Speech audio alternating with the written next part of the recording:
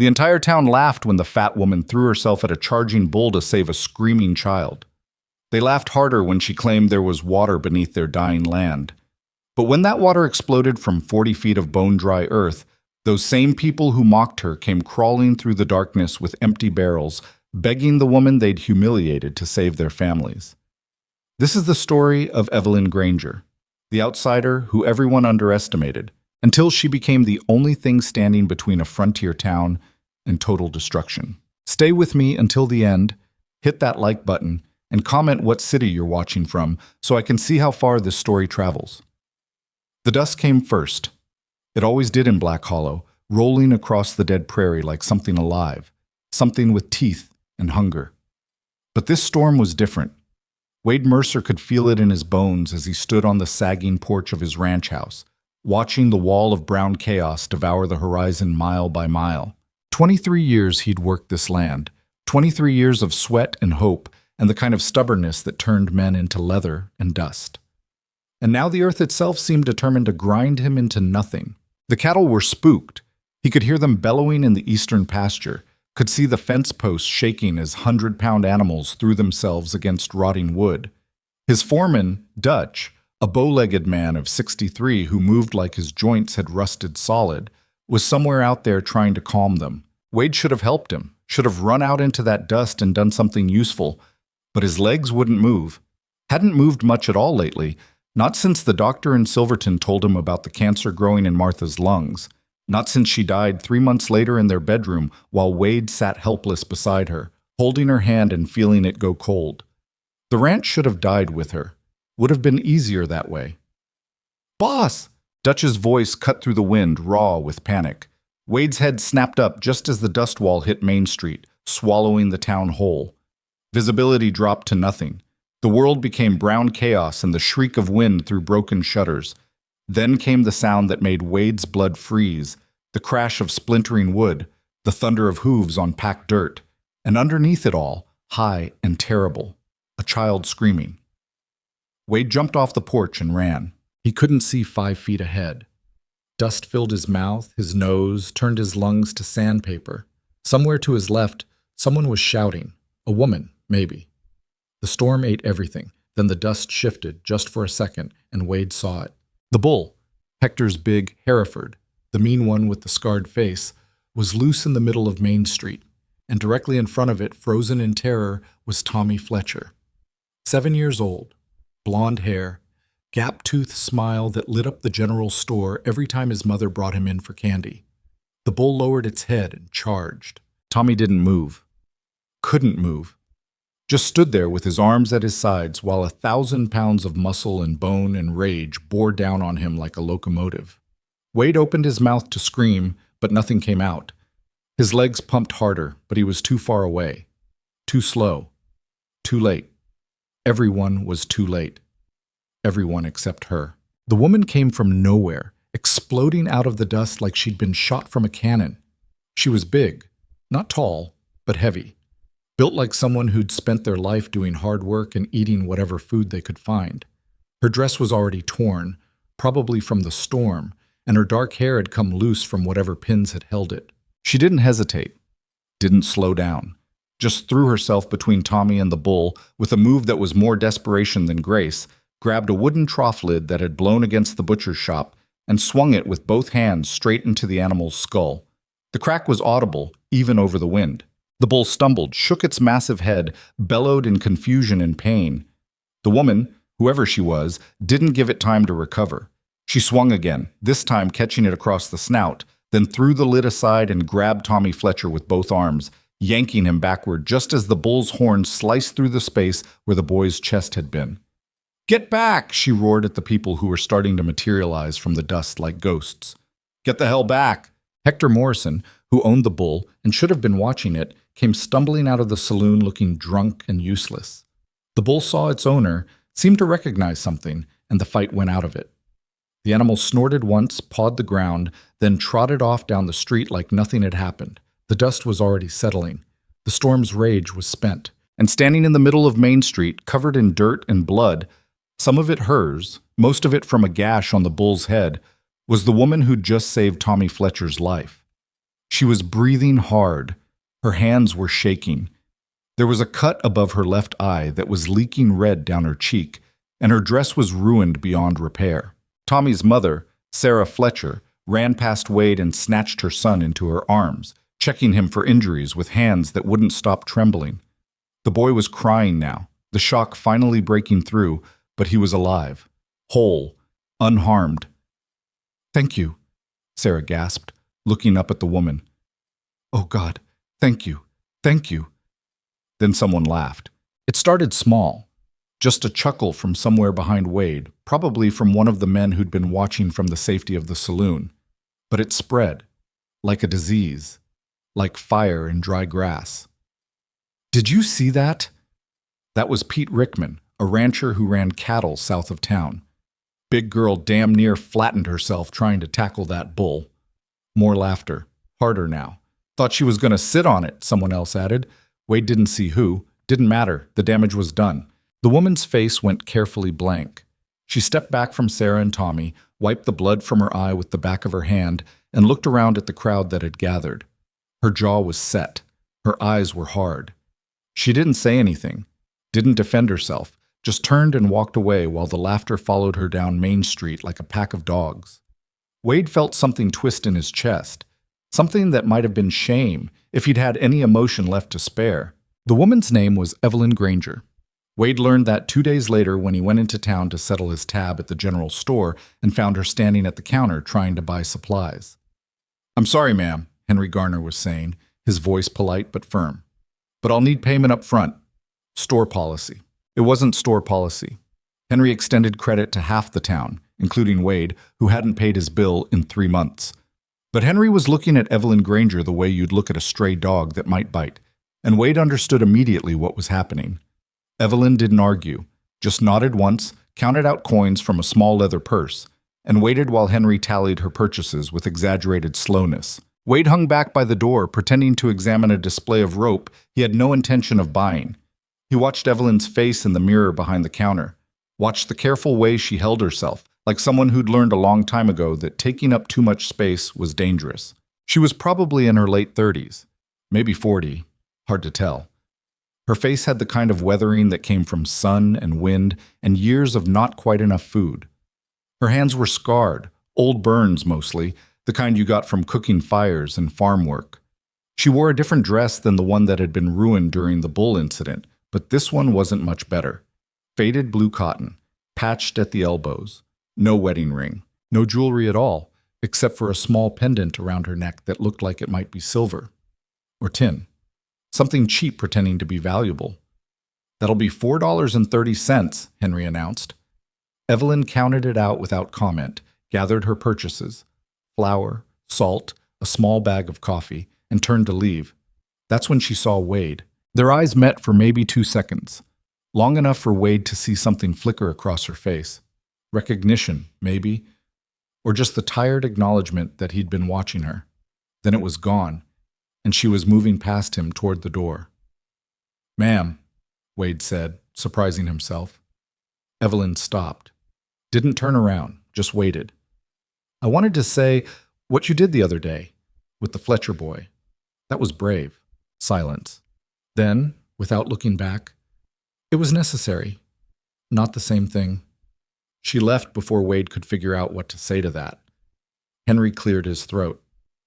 "That woman's trouble, Wade. Mark my words." "How do you figure?"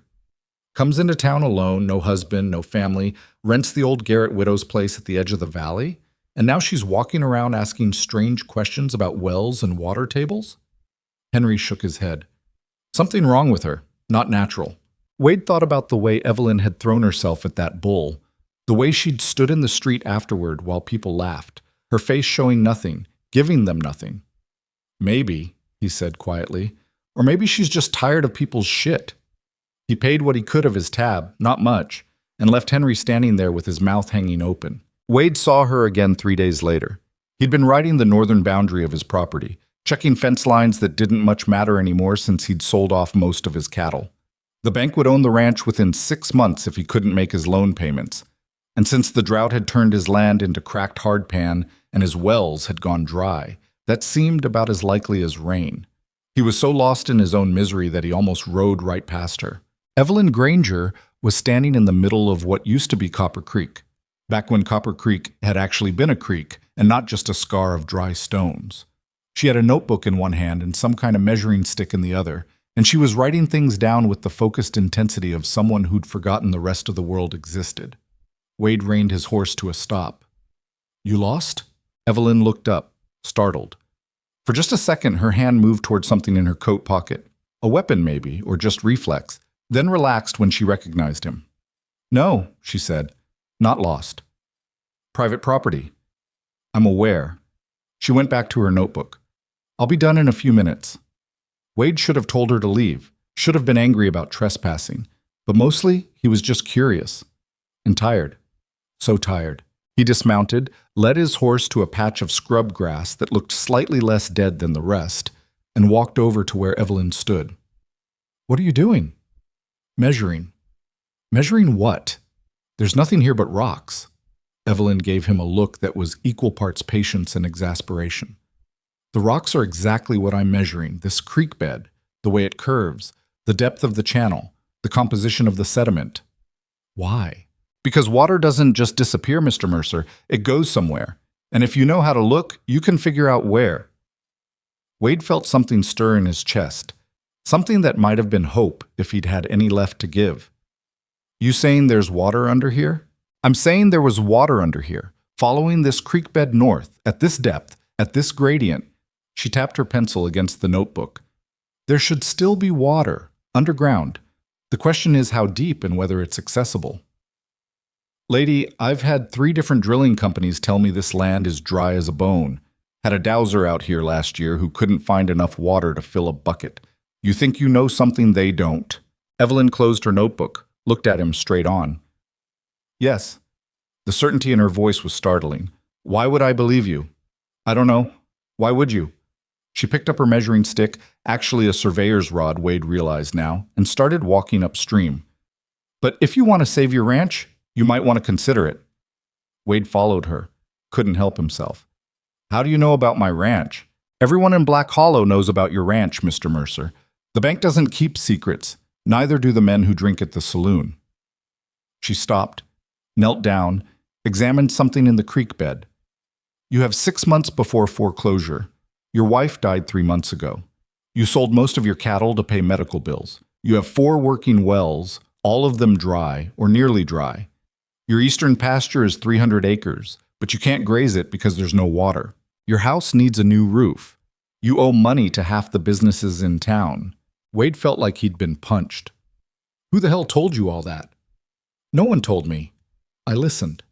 Evelyn stood up, brushed dirt from her skirt.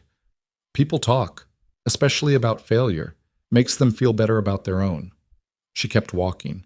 Wade kept following, anger and curiosity warring in his chest. "So what's your angle?" he demanded. "You some kind of con artist? Going to tell me you can find water for a price, take my money, and disappear?" Evelyn stopped so suddenly that Wade almost ran into her. She turned, and for the first time he saw something other than careful blankness in her face. Something raw. "I don't want your money, Mr. Mercer. I don't want anything from you except maybe the courtesy of not being called a con artist while I'm trying to help." Her voice was quiet, but sharp enough to cut. "I know what people say about me. I know what they think. Fat woman traveling alone, no husband, asking questions about water like she's got any right to an opinion. Must be crazy, must be stupid, must be running some kind of game." She stepped closer. Wade could see the scar above her eye from where the bull had caught her. "I am none of those things. What I am is someone who spent 15 years working for the Geological Survey back east, mapping water tables and aquifers and underground systems that keep entire cities alive. What I am is someone who got tired of being the smartest person in the room and still getting paid half what the men made. What I am is someone who came out here because I thought maybe, just maybe, people would care more about results than appearances." She laughed, but there was no humor in it. "I was wrong, but that doesn't mean the water isn't there." Wade stared at her.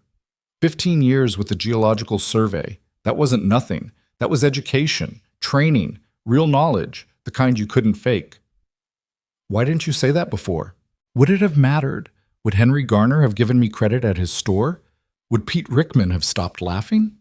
Evelyn shook her head. No, because they don't see qualifications when they look at me, Mr. Mercer. They see a fat woman in a cheap dress, and that's all they'll ever see. She turned away, but not before Wade caught something in her expression that made his chest ache. Not anger, not even sadness, just exhaustion. The bone-deep weariness of someone who'd been fighting the same battle for too long. There's water under your eastern pasture, Evelyn said quietly. Deep, maybe 40 feet, maybe more, but it's there. I can feel it in the way the ground slopes, the way these dry creek beds converge. There's an aquifer under this valley, Mr. Mercer, a real one. And if we can tap it, we can save this whole town. We? You, me, whoever's smart enough to listen. She started walking again, heading back toward the road. But I'm done trying to convince people. If you want to save your ranch, you know where to find me. If you don't, well, good luck with the bank. She left him standing in that dry creek bed, holding his horse's reins and feeling like the ground had shifted under his feet. Wade didn't go looking for her. Not right away. He told himself it was because he didn't believe her. Told himself that a woman who'd worked for some government survey back east didn't know anything about frontier water systems. Told himself that hope was dangerous, especially the kind that came from desperate places. But mostly, he didn't go looking for her because he was afraid. Afraid she was wrong. Afraid she was right. Afraid that maybe, just maybe, there was a chance to save everything he'd built. And if he took that chance and failed, the failure would finish what the drought had started. So he did nothing. He watched his wells run dry, watched his last 30 head of cattle grow thin and desperate, watched the bank's deadline creep closer like a slow-moving execution. And he watched Evelyn Granger. She was hard to miss. Every few days she'd be out walking the valley with that notebook and measuring rod, studying the land like it was a puzzle only she could solve. Sometimes she'd be gone for hours. Sometimes she'd come back covered in dust and scratches, her dress torn from climbing through ravines and dry washes. The town's opinion of her hadn't improved. Crazy woman's going to get herself killed, Dutch muttered one evening while he and Wade were fixing a fence that didn't much need fixing. Saw her climbing down into Devil's Canyon yesterday. Alone. That's snake country. Maybe she knows what she's doing. Maybe she's touched in the head. Dutch spat tobacco juice into the dirt. Woman like that, traveling alone, no family, doing men's work, ain't natural. Wade didn't argue. What was the point? But that night, lying in his empty bed in his empty house, staring at the ceiling and listening to the wind rattle the windows, he couldn't stop thinking about what Evelyn had said. There's water under your eastern pasture. He wanted to believe her. Wanted it so badly it hurt. The next morning, he saddled his horse and rode into town. The old Garrett widow's place sat at the edge of Black Hollow, right where the valley started to climb toward the hills. It was a small house, one room, maybe two, with a sagging porch and a roof that probably leaked. The kind of place nobody wanted because it was too far from everything and too close to nowhere. Evelyn had hung laundry on a line strung between two posts. Simple dresses, work shirts, undergarments that made Wade look away quickly. There was a small garden plot that looked freshly dug, though nothing was growing yet. A rain barrel sat near the door, bone dry. Wade tied his horse to the porch rail and knocked. No answer. He knocked again louder. Miss Granger? It's Wade Mercer. Still nothing. He was about to leave when he heard it, a voice, distant and muffled, coming from behind the house. Wade walked around the side of the building and stopped dead. Evelyn had dug a hole, not a small one. This was serious excavation, maybe 8 feet deep and 6 feet across, with neat piles of dirt stacked around the edges. And at the bottom of that hole, covered in sweat and grime, Evelyn herself was digging with a shovel that looked too big for her. "What the hell are you doing?" Wade called down. Evelyn looked up, startled. Her face was streaked with dirt. Her hair had come completely loose and hung in sweaty tangles around her shoulders. "Testing," she said. "Testing what?" "The depth to bedrock, the composition of the soil layers, whether my calculations about the aquifer are accurate." She drove the shovel into the earth, leveraged up a load of dirt, threw it out of the hole. "Help her leave, Mr. Mercer. I'm busy." Wade stared at her. At this woman who'd been mocked and dismissed by everyone in Black Hollow, who'd saved a child's life and gotten laughter in return, who was now digging herself into the ground like she was trying to reach the center of the earth. and he made a decision. He jumped down into the hole. Evelyn blinked at him. "What are you doing?" "You said there's water under my eastern pasture." "I did." 40 feet deep. "Maybe more." "Show me." Wade grabbed the second shovel that was leaning against the wall of the pit. "Show me where to dig, and I'll dig.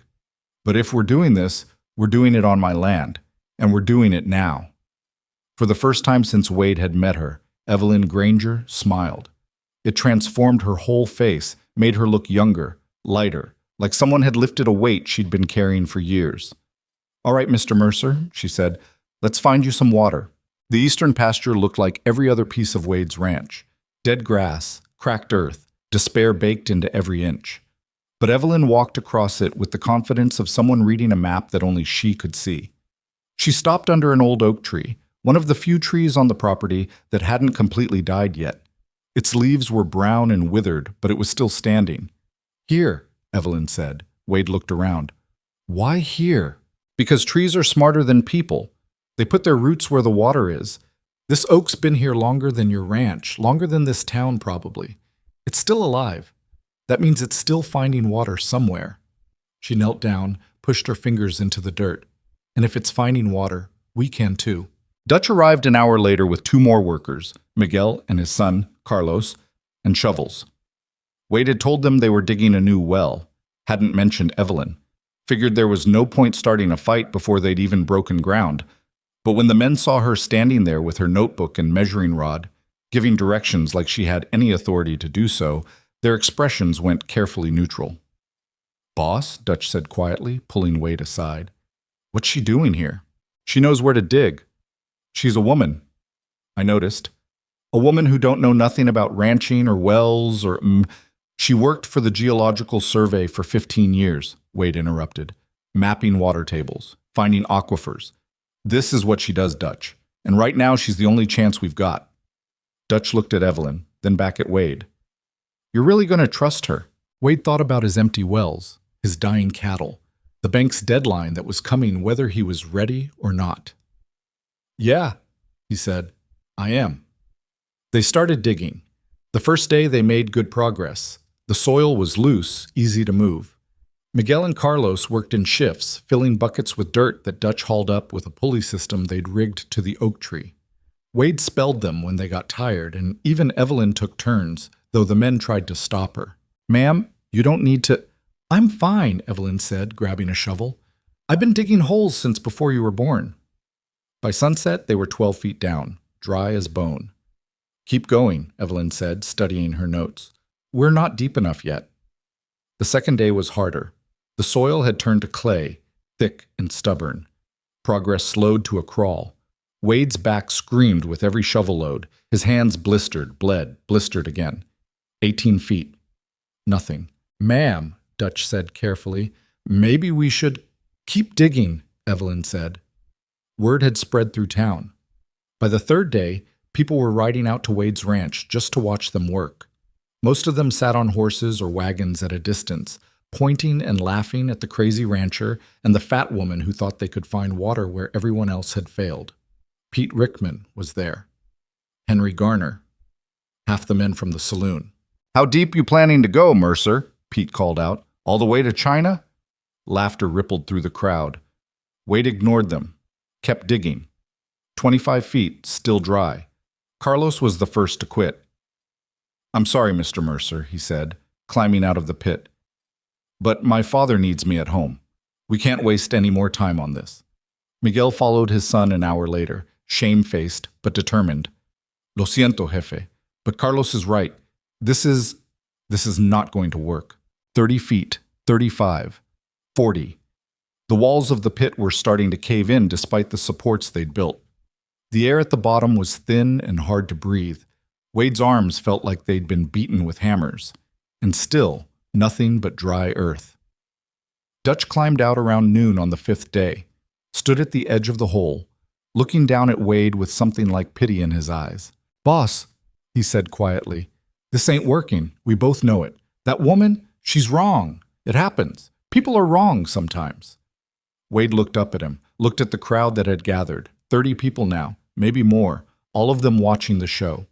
all of them waiting for him to fail. Then he looked at Evelyn. She was sitting on the edge of the pit, her dress filthy, her hair a mess, her hands wrapped in strips of cloth to cover the blisters.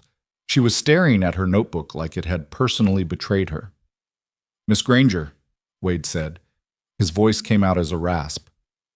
"Tell me the truth. Is there water down here or not?" Evelyn didn't look up. "My calculations say yes." "Your calculations been wrong before?" Now she looked at him. Her eyes were red-rimmed from dust and exhaustion. "Once. In Kansas. I told a town there was water at 60 feet. We dug to 75 and found nothing. What happened to that town?" "It died." She closed the notebook. "The people left. The buildings fell apart. Within 5 years, there was nothing left but ghosts and tumbleweeds." "And that's what you want for Black Hollow?" "No." Evelyn's voice broke. "No, Mr. Mercer. That's the last thing I want. But I can't. I can't make water appear just because we need it. I can only read the earth and make my best guess based on everything I know. And maybe I was wrong." She stood up slowly, like it hurt, like everything hurt. "I'm sorry," she whispered. "I'm so sorry." She walked away before Wade could respond, walked past the crowd of gawking townspeople, past their laughter and their jeers, past all of it, just kept walking until she disappeared into the dust. Wade stood at the bottom of that 40-foot hole, alone now, and felt something inside him crack. He'd believed her, actually believed that maybe, just maybe, there was a way out of this nightmare. That maybe hope wasn't just another word for stupidity. He'd been wrong. "All right, folks," Pete Rickman shouted from somewhere above. "Show's over. Crazy woman and her crazy ideas didn't pan out. Who'd have thought?" More laughter, louder now. Wade grabbed his shovel, started to climb out, then stopped. He looked down at the bottom of the pit. 40 feet of wasted effort. 40 feet of dirt and clay and nothing else. Except, Wade knelt down, touched the earth with his bare hand. It was cool. Not cold, but cool. Cooler than it should have been after 5 days of digging under the burning sun. And it was damp. Not wet. Not even close. But there was moisture there. Just a hint. Just enough to make the dirt feel different than the powder-dry soil they'd been pulling up for days. Wade's heart started pounding. "Dutch!" he shouted. "Dutch!" His foreman appeared at the edge of the pit, looking annoyed and exhausted. "What?" "Get down here. Bring the pickaxe." "Boss, it's over. We gave it our best shot. But get down here!" Something in Wade's voice must have registered because Dutch climbed back down, grumbling the whole way. He handed Wade the pickaxe with the air of a man humoring someone who'd lost their mind. Wade swung it into the bottom of the pit. The earth was harder here, compacted. The pickaxe bounced off with a jarring impact that rattled Wade's teeth. He swung again. "Boss, you're just—" The pickaxe broke through, and water exploded upward like they'd struck a vein of liquid silver. It came fast, gushing out of the ground with enough force to knock Wade backward. Cold and clear and real, flooding the bottom of the pit in seconds. Dutch stumbled away, his mouth hanging open. "Holy—" "Get Evelyn!" Wade roared. "Someone get Evelyn Granger right now!" The crowd above went silent. Then someone started cheering. Then everyone was cheering, scrambling down from their horses and wagons, running toward the pit to see the impossible made real. And Wade Mercer stood in that rising water, feeling it soak through his boots and his pants, feeling it wash away 5 days of doubt and exhaustion and despair, and he started laughing. They'd found it. They'd actually found it. Evelyn came back an hour later. By then, the pit was half full of water, and the oak tree's leaves had already started to look a little less brown. Word had spread through Black Hollow faster than the earlier dust storm. The whole town was coming out to see the miracle well, the impossible water that the crazy woman had promised and the desperate rancher had believed in. Wade saw Evelyn approaching on foot, walking slowly like she wasn't sure she was welcome. Her face was carefully blank again, that same guarded expression she wore when people were watching. He climbed out of the pit, water streaming from his clothes, and walked to meet her. They stood there for a moment, not speaking. Around them, Black Hollow was celebrating. People were filling buckets, planning new wells, already talking about which fields they'd plant first when the water flowed. "You were right," Wade said finally. Evelyn's jaw trembled. Just a little. Just enough for him to see. I'm glad. Why didn't you tell me you'd been wrong before? In Kansas. Would you have believed me if I had? Wade thought about that. Probably not. Then what would have been the point? Evelyn looked past him at the well, at the water that was still rising. People only want honesty when it confirms what they already believe. Everything else is just noise. That's pretty cynical. That's pretty accurate. But she smiled when she said it. Small, tired, real. Wade held out his hand. Thank you, Miss Granger, for not giving up, even when I did.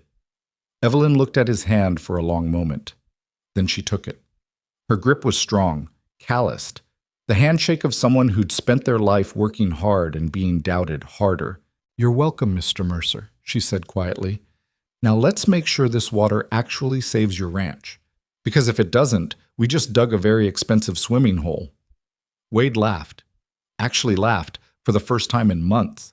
And standing there in the sunset light, with water flowing from the ground and the whole town celebrating around them, he realized something. Evelyn Granger had just saved more than his ranch. She'd saved his hope. The celebration lasted until well past midnight, but Evelyn left before the real drinking started. Wade watched her slip away from the crowd, walking back toward her rented house alone, while the rest of Black Hollow toasted the miracle well with whiskey and wild promises about the future. He should have let her go, should have stayed with his own people, accepted their congratulations, pretended the last 5 days of doubt and mockery had never happened. But something pulled him after her, some instinct he couldn't name. Miss Granger, he called out when he was close enough. Hold up. She stopped but didn't turn around. Mr. Mercer, shouldn't you be celebrating with your town? They're not my town. And it's your well as much as mine. Wade caught up to her, fell into step beside her. The night was cooler than it had been in weeks, almost pleasant. Where are you going? Home. I have work to do. What kind of work? Now she did look at him, and there was something sharp in her expression. The kind that keeps me from being useless tomorrow when everyone realizes one well isn't going to save an entire valley. That stopped Wade cold. What are you talking about? We found water, 40 feet down, just like you said. That changes everything. It changes one thing, Evelyn corrected. It proves I wasn't lying about the aquifer. But your well will supply your ranch, maybe the properties immediately adjacent. The rest of Black Hollow? She shook her head. They'll need their own wells, their own access points, and not everyone can afford to dig 40 feet through hardpan on the hope that someone who looks like me might be telling the truth. Wade hadn't thought about that, hadn't thought past the immediate victory of finding water, of being right when everyone said he was wrong. So what do we do? We? Evelyn's eyebrow arched. There is no we, Mr. Mercer. You have water. Your problem is solved. Mine is just beginning. I don't understand. You will. She started walking again. Go back to your celebration. Enjoy your victory. You earned it. But Wade didn't go back. He followed her all the way to the widow's house, stood on her sagging porch while she lit a lamp inside. And when she came back to the door with confusion and irritation written across her face, he said the thing he'd been thinking since the water first exploded from the ground. I want to hire you. Evelyn blinked. Excuse me? To map the rest of the valley. Find where the aquifer runs, where the best drilling points are. Help people access the water before the drought kills everything. Wade pulled off his hat, twisted it between his hands. I'll pay you. Not much, but whatever I can afford. And I'll make sure people listen to you this time. No more laughing, no more mockery, just respect. For a long moment, Evelyn just stared at him. Then she did something unexpected. She laughed. Not the bitter, hollow sound from before, a real laugh, tinged with something that might have been hysteria. You can't make people respect me, Mr. Mercer. You can't even make them be civil. I'm a fat woman traveling alone in a world that thinks I should be home with a husband and 6 children, cooking meals and darning socks. Finding one well doesn't change that. It just makes me a lucky fat woman instead of a crazy one. Then prove them wrong again and again. Keep proving them wrong until they have no choice but to see you for what you are. And what's that? Someone who knows things they don't. Wade stepped closer. Look, I don't pretend to understand what you've been through. I don't know what it's like to be laughed at just for existing. But I do know what it's like to watch everything you built turn to dust while people place bets on how long until you break. And I know what it feels like when someone offers you hope when you've got none left. He put his hat back on. You gave that to me. Let me return the favor. Evelyn's face did something complicated. Her jaw worked like she was chewing words she didn't want to say. Finally, why do you care? Because you saved Tommy Fletcher without thinking twice. Because you stood in that street and took their laughter like it was nothing. Because you were right about the water when everyone said you were wrong, and you're probably right about what comes next, too. Wade met her eyes. And because I'm tired of watching good people get punished for being different. The lamp flickered inside the house. Somewhere in the darkness, a coyote called out, lonely and desperate. 1 week, Evelyn said finally. I'll survey the valley, make recommendations for drilling sites, teach you how to read the signs so you can help others. After that, I'm leaving Black Hollow. I don't care how much water we find. This town has made it very clear I'm not welcome. Fair enough, Wade said, though something in his chest disagreed. 1 week. He left her standing in the doorway, lamplight spilling out around her like she was the only warm thing in a cold world. The walk back to his ranch took longer than usual. Wade's legs felt heavy, his body reminding him that he'd just spent 5 days digging a hole that shouldn't have worked, but did. By the time he reached his house, the celebration had mostly dispersed. A few stragglers were still drinking by the well, but Dutch had apparently herded most people home. Wade collapsed onto his porch, too tired to make it inside. He sat there in the darkness, listening to water flow from the ground for the first time in 18 months, and wondered what Martha would have thought about all this. She'd have liked Evelyn, he decided.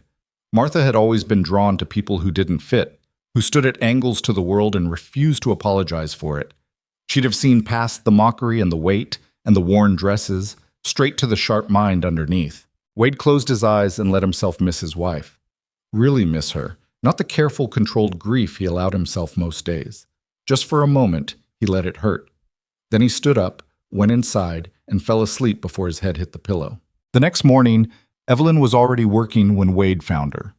She'd set up some kind of surveying equipment near the northern edge of his property, and she was taking measurements with the focused intensity of someone who'd forgotten to eat breakfast. "Morning," Wade called out. Evelyn looked up, shading her eyes against the sun. "Your aquifer runs northwest to southeast, roughly following the old creek beds.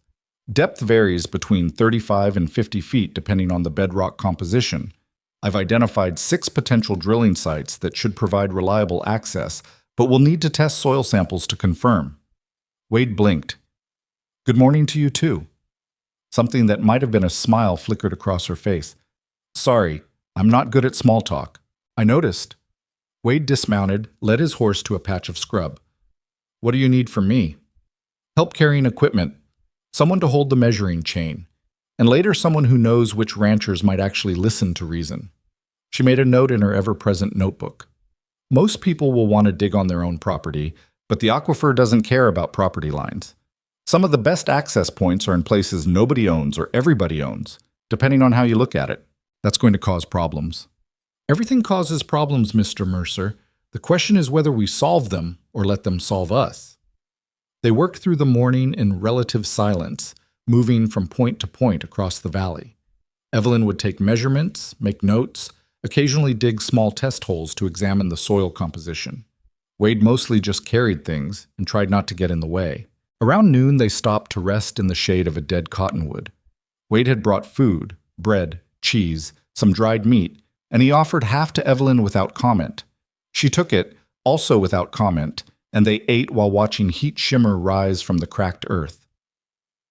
"Can I ask you something?" Wade said after a while. "You can ask. I might not answer." "Fair enough."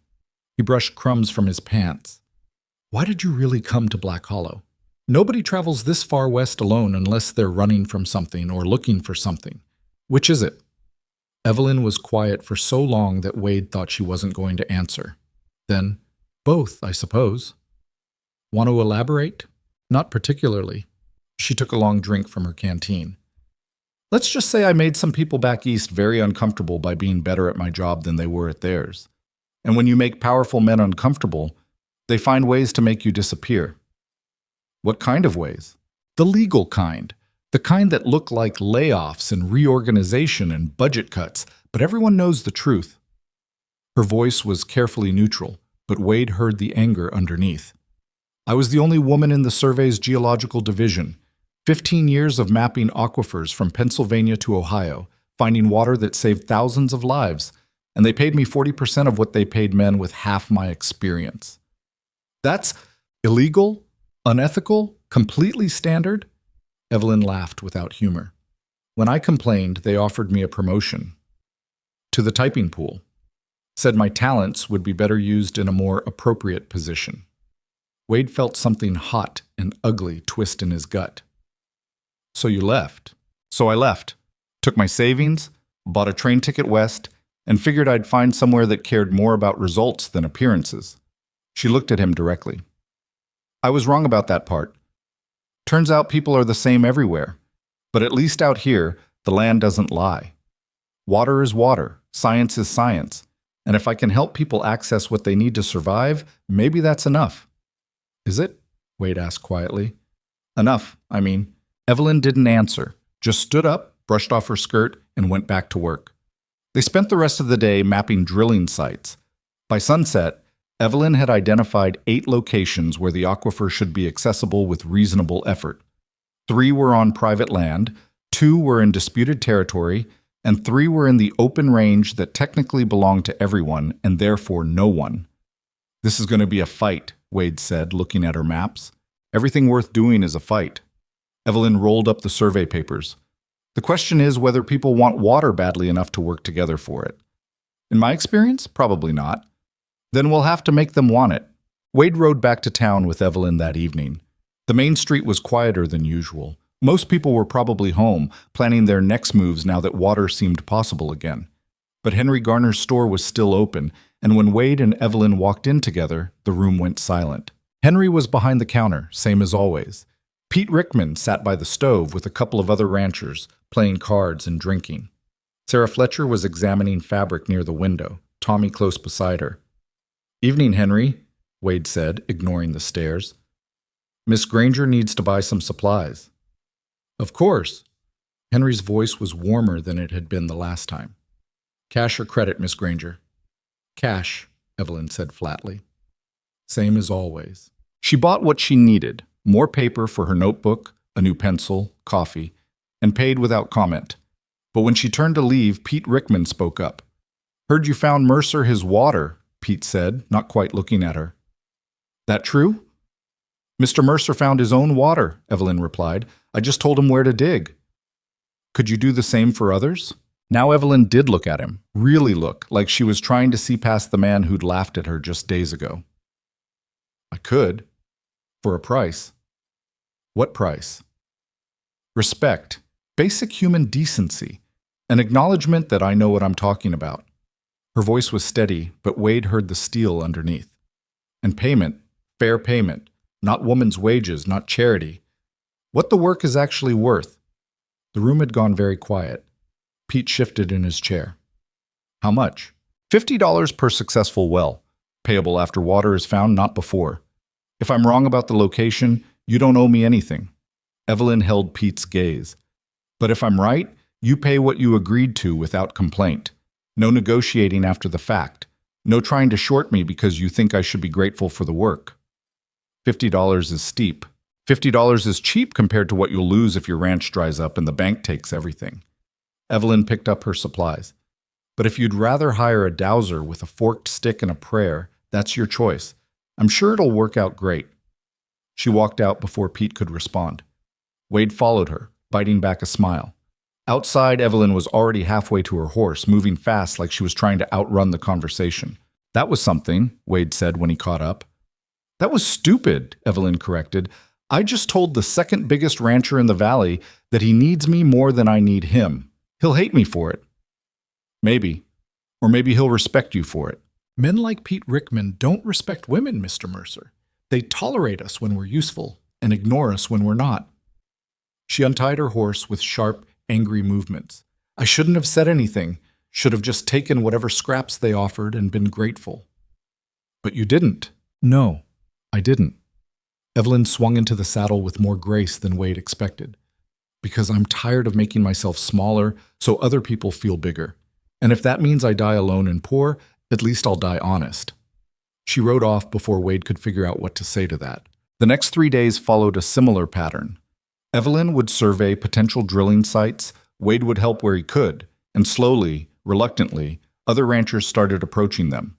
Not openly, that would have required admitting they needed help from a woman, but sidelong, casual, like they just happened to be in the area. Dutch was the first. "Boss, you think Miss Granger might take a look at our southern section? The one by Widow's Peak?" Then Miguel and Carlos, who'd quit digging Wade's well but apparently felt bad about it. "Senor Mercer, if the lady would be willing, we have some land that might have water." Even Pete Rickman eventually swallowed his pride and asked, through an intermediary, if Evelyn might consider surveying his property. She said yes to everyone, not because she forgave them for their mockery or their doubt, but because water didn't care about grudges, and neither did survival. By the 4th day, Evelyn had mapped half the valley and identified a dozen potential drilling sites. Some were straightforward. Others were complicated by property disputes, access issues, or geological quirks that would make drilling difficult. And that's when Wade started noticing the man in the expensive suit. He appeared in town around midday, riding a black horse that looked like it cost more than most people's houses. Tall, well-dressed, with silver hair and a smile that didn't reach his eyes. He went straight to Henry Garner's store, spent an hour inside, then came out and started talking to every rancher he could find.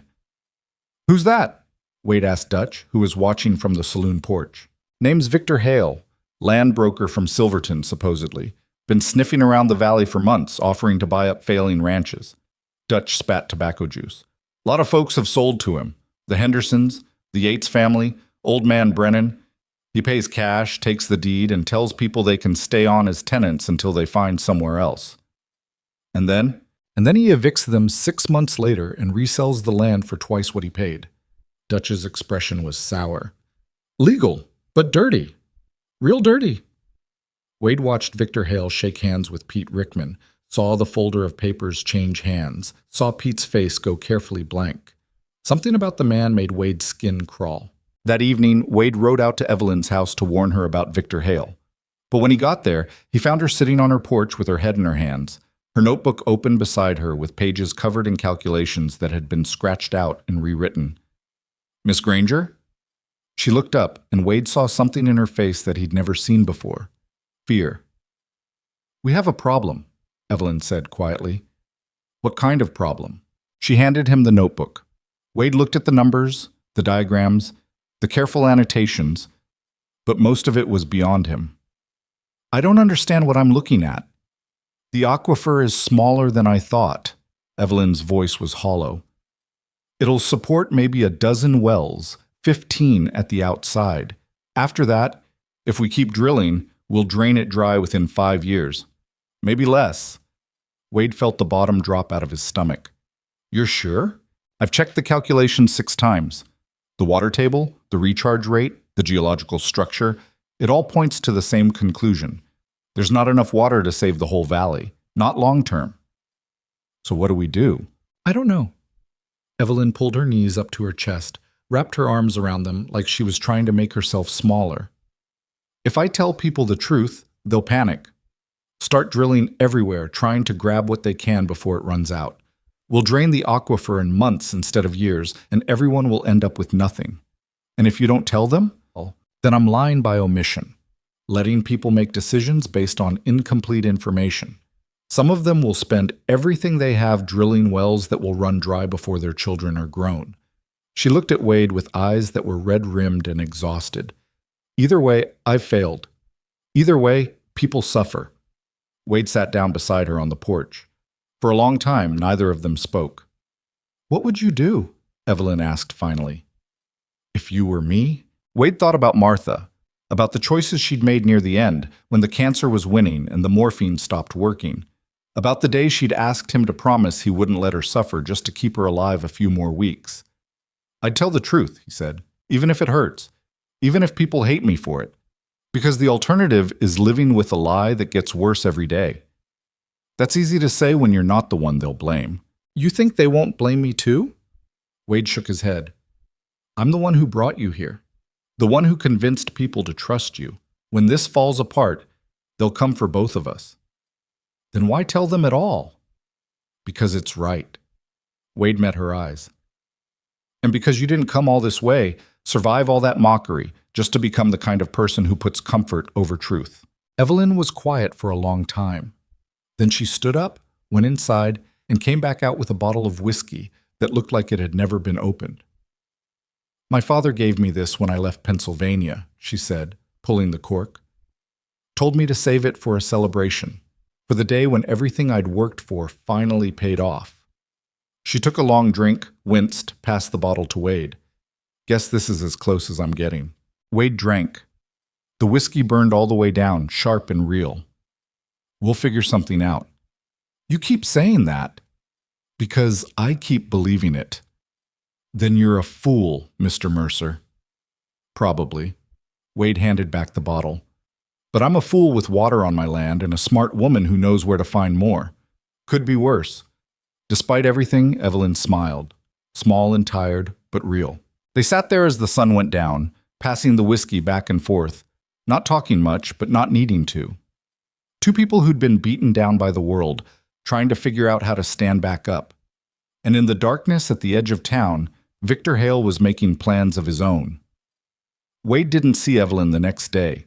She'd left a note on his door saying she needed time to think, to recalculate, to figure out how to deliver bad news to people who'd barely started hoping for good. So Wade spent the day on his ranch, fixing things that had been broken for months, trying to prepare for whatever came next.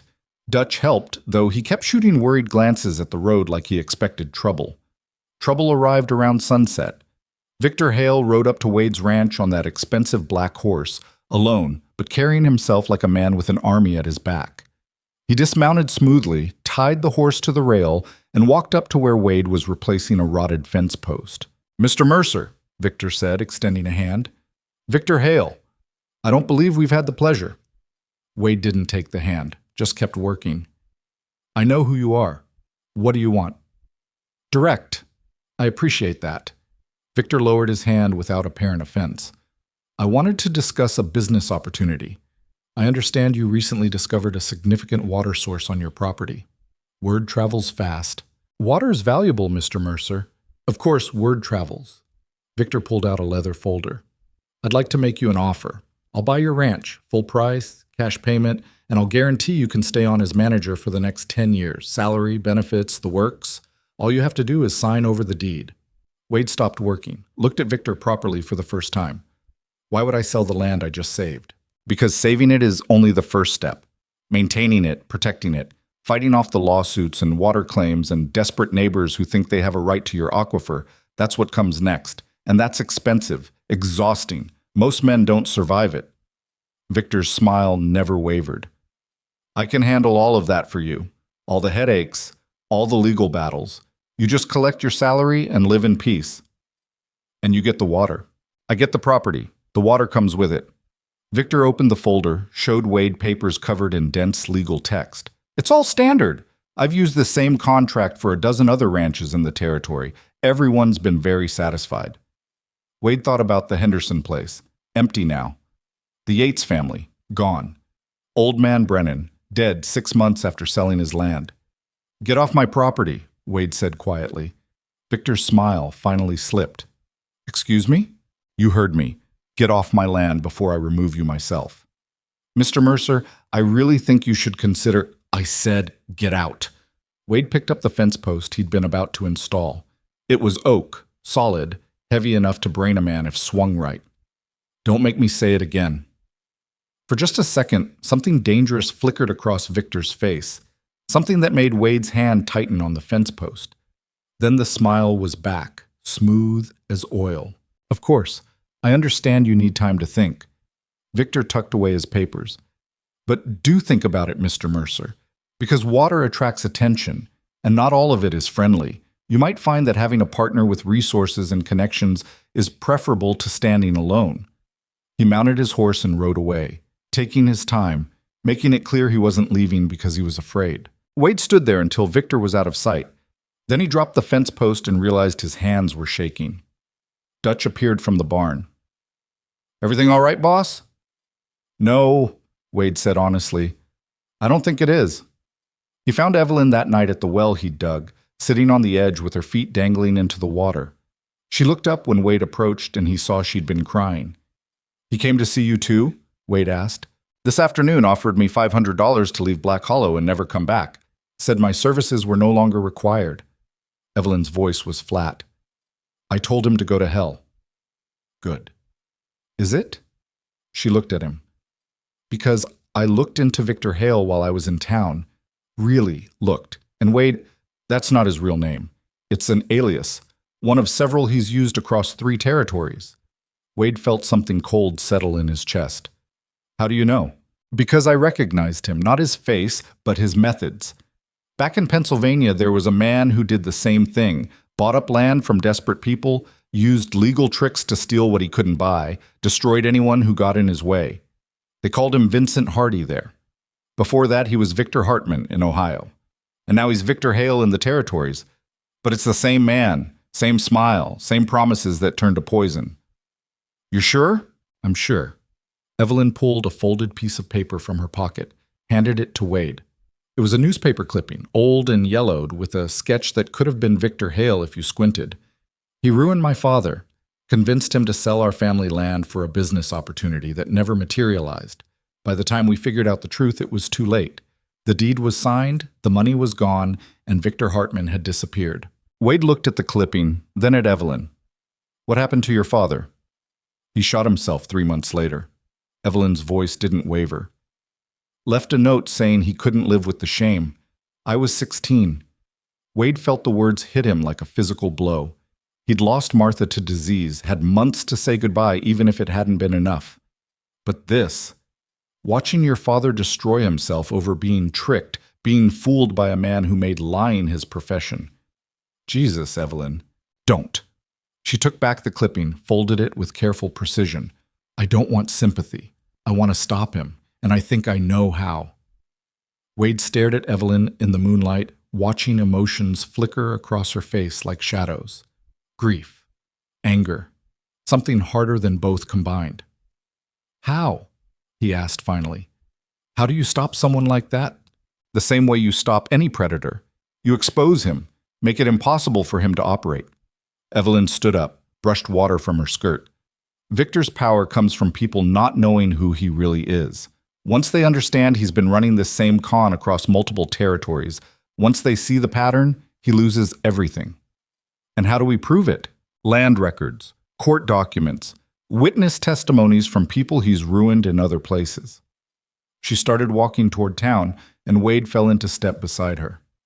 I kept files on him after what happened to my father. Newspaper articles, legal filings, everything I could find. It's not enough to convict him of anything specific, but it's enough to show he's not who he claims to be. Where are these files? Hidden. Back east, with someone I trust. Evelyn's jaw tightened. Getting them here will take weeks, maybe months, and I don't think we have that kind of time. Wade thought about Victor's smile, the casual threat hidden behind polite words. No, we don't. They walked in silence for a while. The only sound their footsteps on the hard-packed dirt and the distant cry of nightbirds. The town was mostly dark now, just a few lights burning in windows where people were still awake, still dreaming about water and second chances. There's something else, Evelyn said quietly. Something I found today while I was recalculating the aquifer capacity. What? Victor's been buying land in a very specific pattern, not random acquisitions. He's purchasing properties in a ring around the aquifer's likely boundaries. She stopped, turned to face Wade. He knows about the water, has probably known longer than we have, and he's been positioning himself to control access to it. Wade felt ice spread through his veins. How would he know? You're the only one who mapped it. I'm the only one who mapped it accurately, but aquifers aren't invisible. Someone with enough geological knowledge could make educated guesses about where water might be, especially in a valley like this. Evelyn's expression was grim. And Victor Hale isn't working alone. He can't be. Someone's feeding him information, helping him identify valuable properties before they become obviously valuable. Who? I don't know yet, but I intend to find out. She started walking again, faster now. Tomorrow, I'm going to the county records office in Silverton. I need to see every land transaction Victor's been involved in, every deed transfer, every contract. There has to be something that links him to his previous identities. That's a full day's ride. I'm aware. Then I'm coming with you. Evelyn stopped so abruptly that Wade almost ran into her. No. Why not? Because your ranch needs you. Because you can't afford to be seen helping me if this goes wrong. Because, she cut herself off, looked away. Because I work better alone. That's a lie. Excuse me? Wade moved so he was in her line of sight again. You don't work better alone. You work alone because you've been forced to, because people have made it clear they don't want you around. But that well we dug? That took both of us. You with the knowledge, me with the labor. Neither one could have done it without the other. That's different. It's exactly the same. You need someone watching your back while you're digging through records, someone Victor doesn't know is connected to you, someone who can ask questions without raising suspicion. Wade crossed his arms. And whether you like it or not, that's me. Evelyn looked at him for a long moment, her face unreadable. Then something shifted in her expression, something soft that she quickly pushed down. You're stubborn, you know that? I've been told. And naive if you think Victor won't see right through this. Maybe, but I'm also the only friend you've got in this valley, so unless you've got better options, you're stuck with me. The word friend seemed to catch Evelyn off guard. She blinked, opened her mouth, closed it again. Finally, she just nodded. Fine. We leave at dawn. And Wade? Yeah? Thank you. Wade rode back to his ranch, feeling like he'd just agreed to something dangerous and necessary and possibly stupid. Dutch was waiting on the porch, cleaning his rifle with the kind of focused attention that meant he was worried about something. Boss, we got a problem. Another one? Pete Rickman came by while you were gone. Said Victor Hale's been talking to folks, offering top dollar for land near water sources. Says he's representing some big mining interests from back east. Claims they need water rights for future operations. Dutch set down the rifle. People are listening, Wade. The ones who are barely holding on, the ones who can't afford to dig wells even with Miss Granger's help. They're thinking about selling. Wade sat down heavily on the porch step. How many? Maybe a dozen families, maybe more. Dutch pulled out his tobacco pouch, started rolling a cigarette with shaking fingers. Can't blame them, really. Man offers you cash money when you're staring down foreclosure, when your kids are going hungry, when the land's been trying to kill you for 2 years straight. That's hard to turn down, even if it means losing everything in the long run. Most people don't think about the long run when the short run's about to kill them. Dutch lit his cigarette, took a long drag. What are we going to do? Evelyn and I are riding to Silverton tomorrow, going to dig up everything we can find on Victor Hale and prove he's been running the same game across multiple territories. And if we can't prove it? Wade thought about Martha again, about the promise he'd made to tell the truth even when it hurt. Then we tell people what we know anyway, and hope they're smart enough to listen. Hope's gotten us this far, Dutch said, but he didn't sound convinced. Wade went to bed that night but couldn't sleep. He kept thinking about his wife, about his dying ranch, about Evelyn digging that test hole alone because nobody else would help her, about Victor's smile and the newspaper clipping and Evelyn's father putting a gun to his head because he couldn't live with being fooled. Around 3 a.m, Wade gave up on sleep and went outside. The stars were brilliant in the clear desert sky, so bright they cast shadows. His well was still flowing, water pooling in the trough he'd built, and the sound of it was the most beautiful thing he'd ever heard. He was still standing there when the sun came up and Evelyn arrived on her horse, dressed in practical traveling clothes and carrying saddlebags that looked heavy. Ready? She asked. No, but let's go anyway. The ride to Silverton took most of the day. They followed the stage road east through dry hills and dead valleys, past abandoned homesteads and the bleached bones of cattle that had died waiting for rain. They didn't talk much. Wade because he was too tired, Evelyn because she seemed lost in her own thoughts. Around noon, they stopped to rest the horses and eat the food Wade had packed. Evelyn sat on a rock studying a map she'd drawn of the valley, making small notations with a pencil stub. You ever going to tell me the real plan? Wade asked. What makes you think there's more to it? Because you're smart enough to know that proving Victor's identity won't be enough. Even if we can show he's been using different names, that doesn't prove he's done anything illegal. Not in a way that would hold up in any court that matters.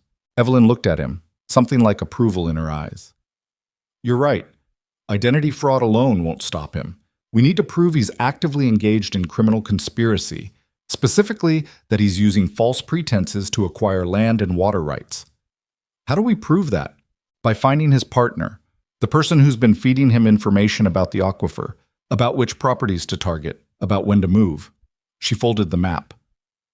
Someone in Black Hollow is working with Victor. Has to be. He's too well informed about local conditions, too precise in his targeting. And whoever that person is, they'll have documentation, correspondence, something that ties them directly to Victor's operation. You have a suspect? Two, actually, Henry Garner and Pete Rickman. Evelyn stood up, brushed dust from her pants. Henry, because he hears everything that happens in town, knows everyone's financial situation, and has access to information about land sales through his store. Pete, because he owns property all around the valley and would benefit from controlling water access. Pete sold to Victor? Not yet, but he's been talking to him. And that makes me nervous. She started walking back to the horses. Either way, we need proof, and the only place we're going to find that is in the county records. They reached Silverton around sunset. It was bigger than Black Hollow, maybe 500 people, with actual streets and a courthouse, and hotels that didn't have bedbugs. Probably. Wade wanted to go straight to the records office, but Evelyn insisted they get rooms first and start fresh in the morning. Tired people make mistakes, and we can't afford mistakes. So Wade found them a boarding house run by a severe-looking woman who charged too much and made it clear she didn't approve of unmarried men and women traveling together, even if they had separate rooms. Wade paid without argument, too exhausted to care what anyone thought. He fell asleep the moment his head hit the pillow, and didn't dream. Morning came too early. Wade woke to someone pounding on his door, and Evelyn's voice calling his name with an urgency that had him on his feet before his brain fully engaged. What's wrong? The records office. It's burned. Wade dressed in seconds, followed Evelyn out into the street where smoke was still rising from the courthouse square. A crowd had gathered around the county building's east wing, which was now just charred timber and ash. What happened? Wade asked a man in the crowd. Fire started around midnight, they think. Got the records room before anyone could stop it. Everything's gone. Land deeds, court documents, marriage certificates, everything. The man shook his head. Sheriff's calling it arson. Wade felt his stomach drop. He looked at Evelyn, saw the same sick realization in her face. Victor, she whispered, you think he knew we were coming? I think he's been preparing for this possibility for a long time. Anyone who operates the way he does would have contingency plans. Evelyn's hands were shaking. The records we needed are gone. Without them, we can't prove anything about his past activities. Wade wanted to punch something, wanted to rage at the unfairness of it all, at how men like Victor always seemed to be one step ahead, while people like him and Evelyn scrambled to catch up. Instead, he took a deep breath and tried to think. Original land surveys, he said suddenly. The ones the government did when they first mapped the territory. Those aren't kept at the county office. They're in the territorial capital. Evelyn's head snapped up. You're right, and if Victor filed his deeds using false information, there would be discrepancies between what he filed and what the original surveys show. How far is the capital? 3 days' ride, maybe 4. Evelyn was already moving, heading back toward the boarding house. We need to leave now. We just got here. And now we're leaving. Unless you want to wait around for Victor to figure out we're asking questions and decide we need to have an accident too. Wade hadn't thought about that. Hadn't considered that a man willing to burn down a records office might be willing to do worse to people who threatened his operation. They were on the road within the hour, pushing the horses harder than was probably wise, but neither of them wanted to slow down. Behind them, Silverton disappeared into the heat haze like it had never existed at all. They made camp that night in a dry wash, too nervous to risk a fire.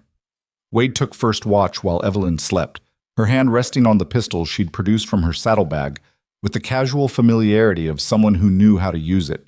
Around midnight, Wade saw lights in the distance.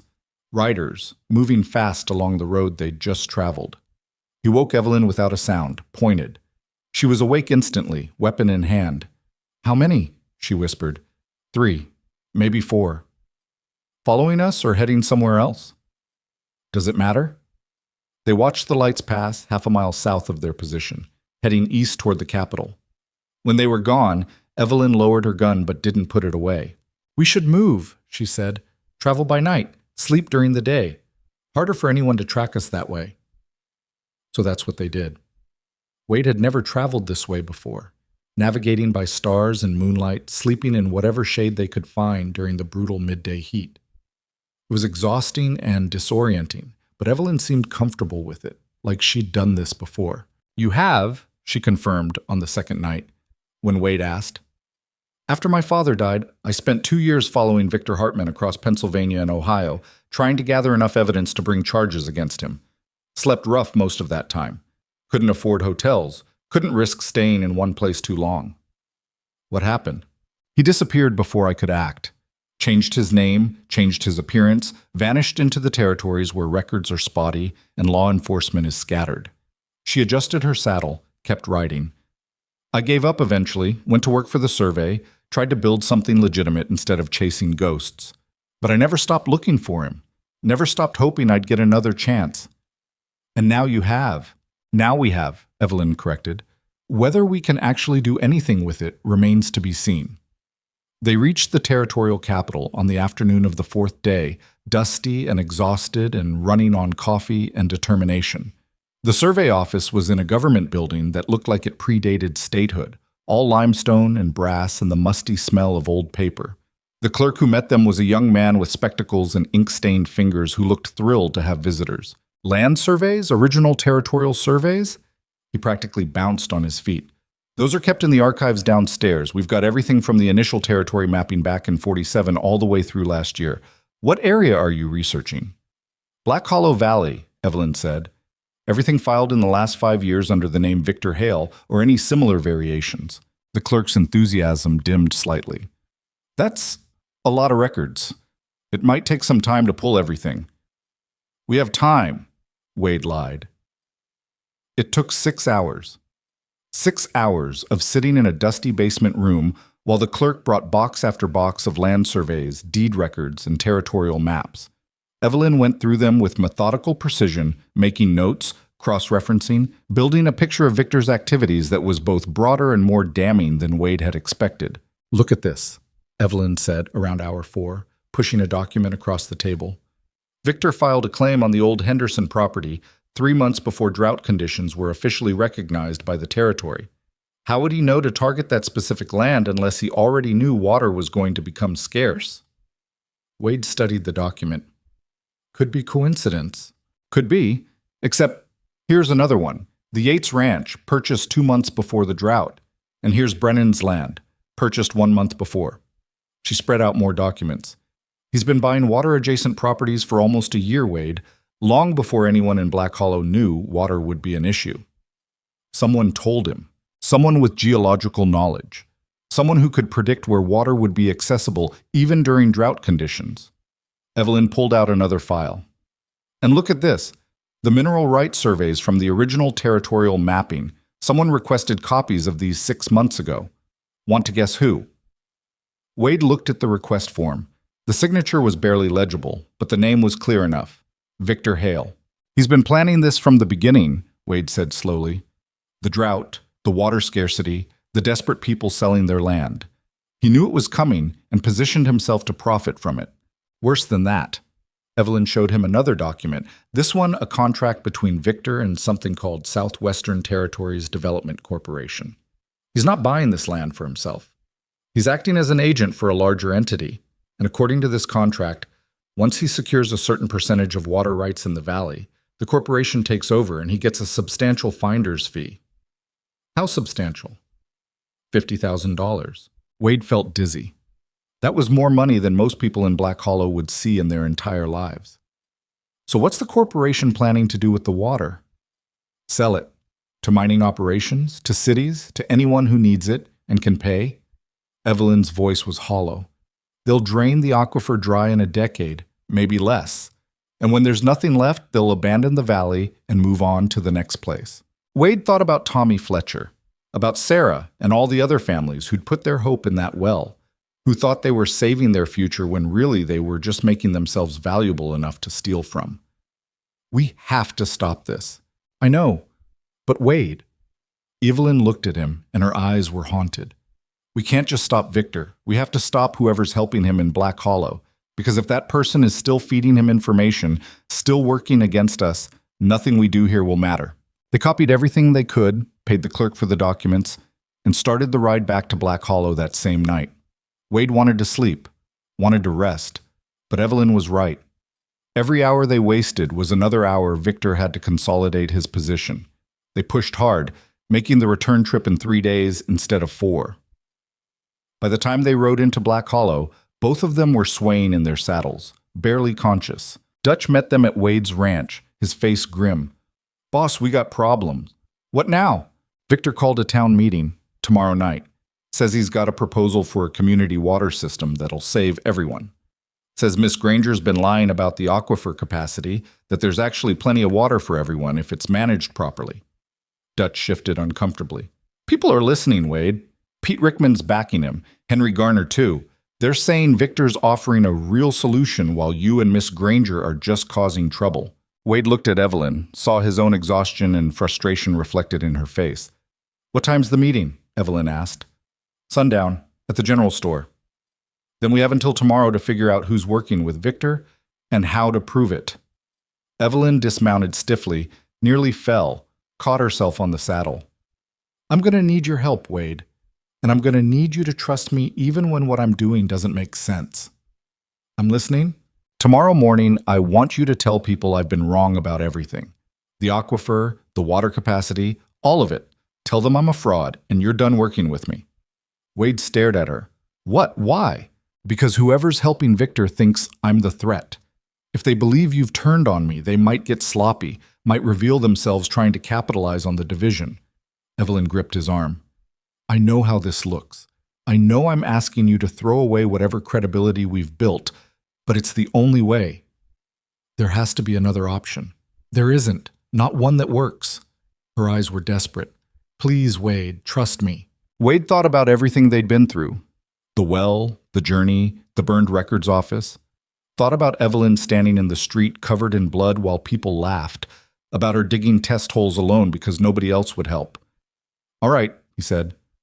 "I'll do it." The relief on Evelyn's face was immediate and total. "Thank you." "Don't thank me yet. This might be the stupidest thing either of us has ever done." "Probably," Evelyn agreed, "but we're doing it anyway." The next morning, Wade rode into town and did the hardest thing he'd ever done.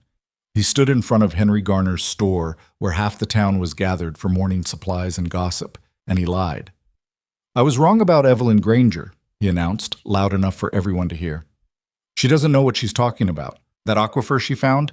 It's barely enough to support my ranch, let alone the whole valley. She sold us all a dream and it turned out to be smoke." The crowd murmured, exchanged glances. Pete Rickman stepped forward.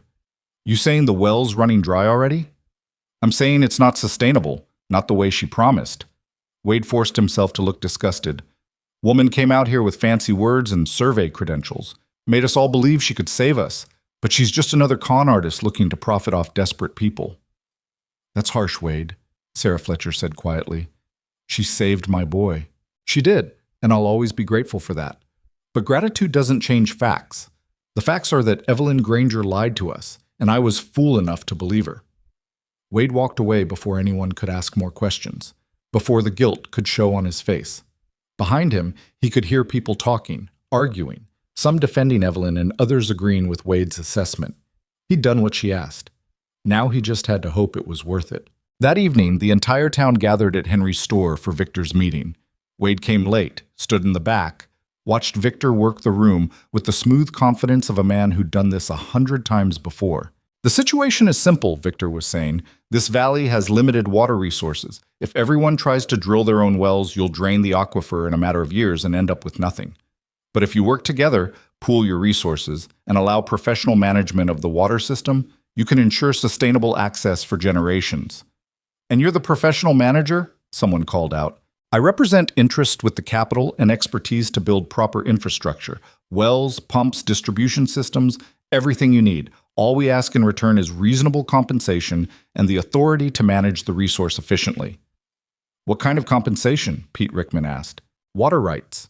Specifically, a controlling stake in the aquifer that allows us to make decisions about access, an allocation without interference from individual landowners. Victor's smile never wavered. I know that sounds concerning, but the alternative is chaos. Everyone drilling wherever they want, taking whatever they can until there's nothing left for anyone. Wade watched faces in the crowd, saw people nodding, saw the fear and desperation that made Victor's lies sound like salvation. Then he saw Evelyn slip in through the back door. She looked terrible. Her dress was torn, her face was bruised, and she was limping like she'd been in a fight. Every eye in the room turned to her. "Miss Granger," Victor said smoothly, "how nice of you to join us, though I understand from Mr. Mercer that your services are no longer required." "Wade was right to reject me," Evelyn said, her voice shaking. "I was wrong about the aquifer, wrong about the water capacity, wrong about everything." The room went silent. Wade had to clench his fists to keep from reacting, to maintain the fiction they'd created. "Then why are you here?" Victor asked. Evelyn reached into her coat, pulled out a bundle of papers, the documents they'd copied from the territorial archives. "Because even though I was wrong about the water, I was right about you." She threw the papers on the floor between them. They scattered, pages spreading across the wooden planks where everyone could see. "Your real name is Vincent Hardy. Before that, Victor Hartman. You've been running land acquisition schemes across 3 territories for 15 years, using false identities and insider information to steal from desperate people." Evelyn's voice grew stronger. "And I can prove it." Victor's smile finally disappeared. The silence in the room was absolute. Even the wind outside seemed to have stopped, like the whole world was holding its breath. Victor's face went through several expressions in the space of seconds: surprise, calculation, anger, before settling into something cold and smooth. "That's a serious accusation, Miss Granger. I hope you have more than paranoid speculation to back it up." "I do." Evelyn bent down, picked up one of the scattered documents. Her hands were steady now, the trembling gone. "This is a land survey from Pennsylvania, filed in 1858 under the name Vincent Hardy. And this is a deed transfer from Ohio, filed in 1862 under Victor Hartman. Notice anything about the signatures?" She held up the papers so the crowd could see. Wade, who'd studied those documents for hours in the territorial archives, knew what they'd find.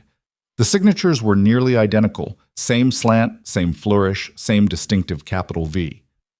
"Could be coincidence," Pete Rickman said, but his voice lacked conviction. "Could be, except for this." Evelyn produced another document. "This is a contract between Victor Hale and Southwestern Territories Development Corporation, dated 6 months ago.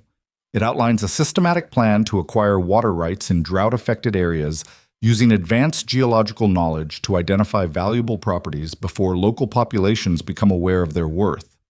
Murmurs rippled through the crowd. Sarah Fletcher picked up one of the papers, studied it with narrowed eyes. "How did you get these?" Victor asked quietly. "Territorial archives. All public record, all legally obtained." Evelyn pulled out more documents. "Here's a mineral survey request you filed, Mr. Hale, dated 8 months before the drought was officially recognized. How did you know to request water table surveys for this valley, unless you knew water was going to become scarce?" "I'm a businessman. I pay attention to weather patterns and geological conditions. That's not a crime." "No, but fraud is. Conspiracy is. Operating under false pretenses to acquire property is." Evelyn's voice cut through the room like a blade. "You've been running the same operation across multiple territories for 15 years. You identify areas about to face water scarcity, use false names to hide your pattern, buy up land from desperate people at a fraction of its true value, then resell it to corporations for massive profit. You did it in Pennsylvania, in Ohio, in Kansas, and now you're doing it here." "This is ridiculous," Victor said, but Wade saw something flicker in his eyes. Fear, maybe. Or just the cold calculation of someone whose plan was falling apart. "You're a discredited woman with an obvious grudge, throwing around accusations you can't prove." "I can prove all of it, every word." Evelyn locked eyes with him. "Because you made one mistake, Victor. One mistake that finally caught up to you." "And what's that?"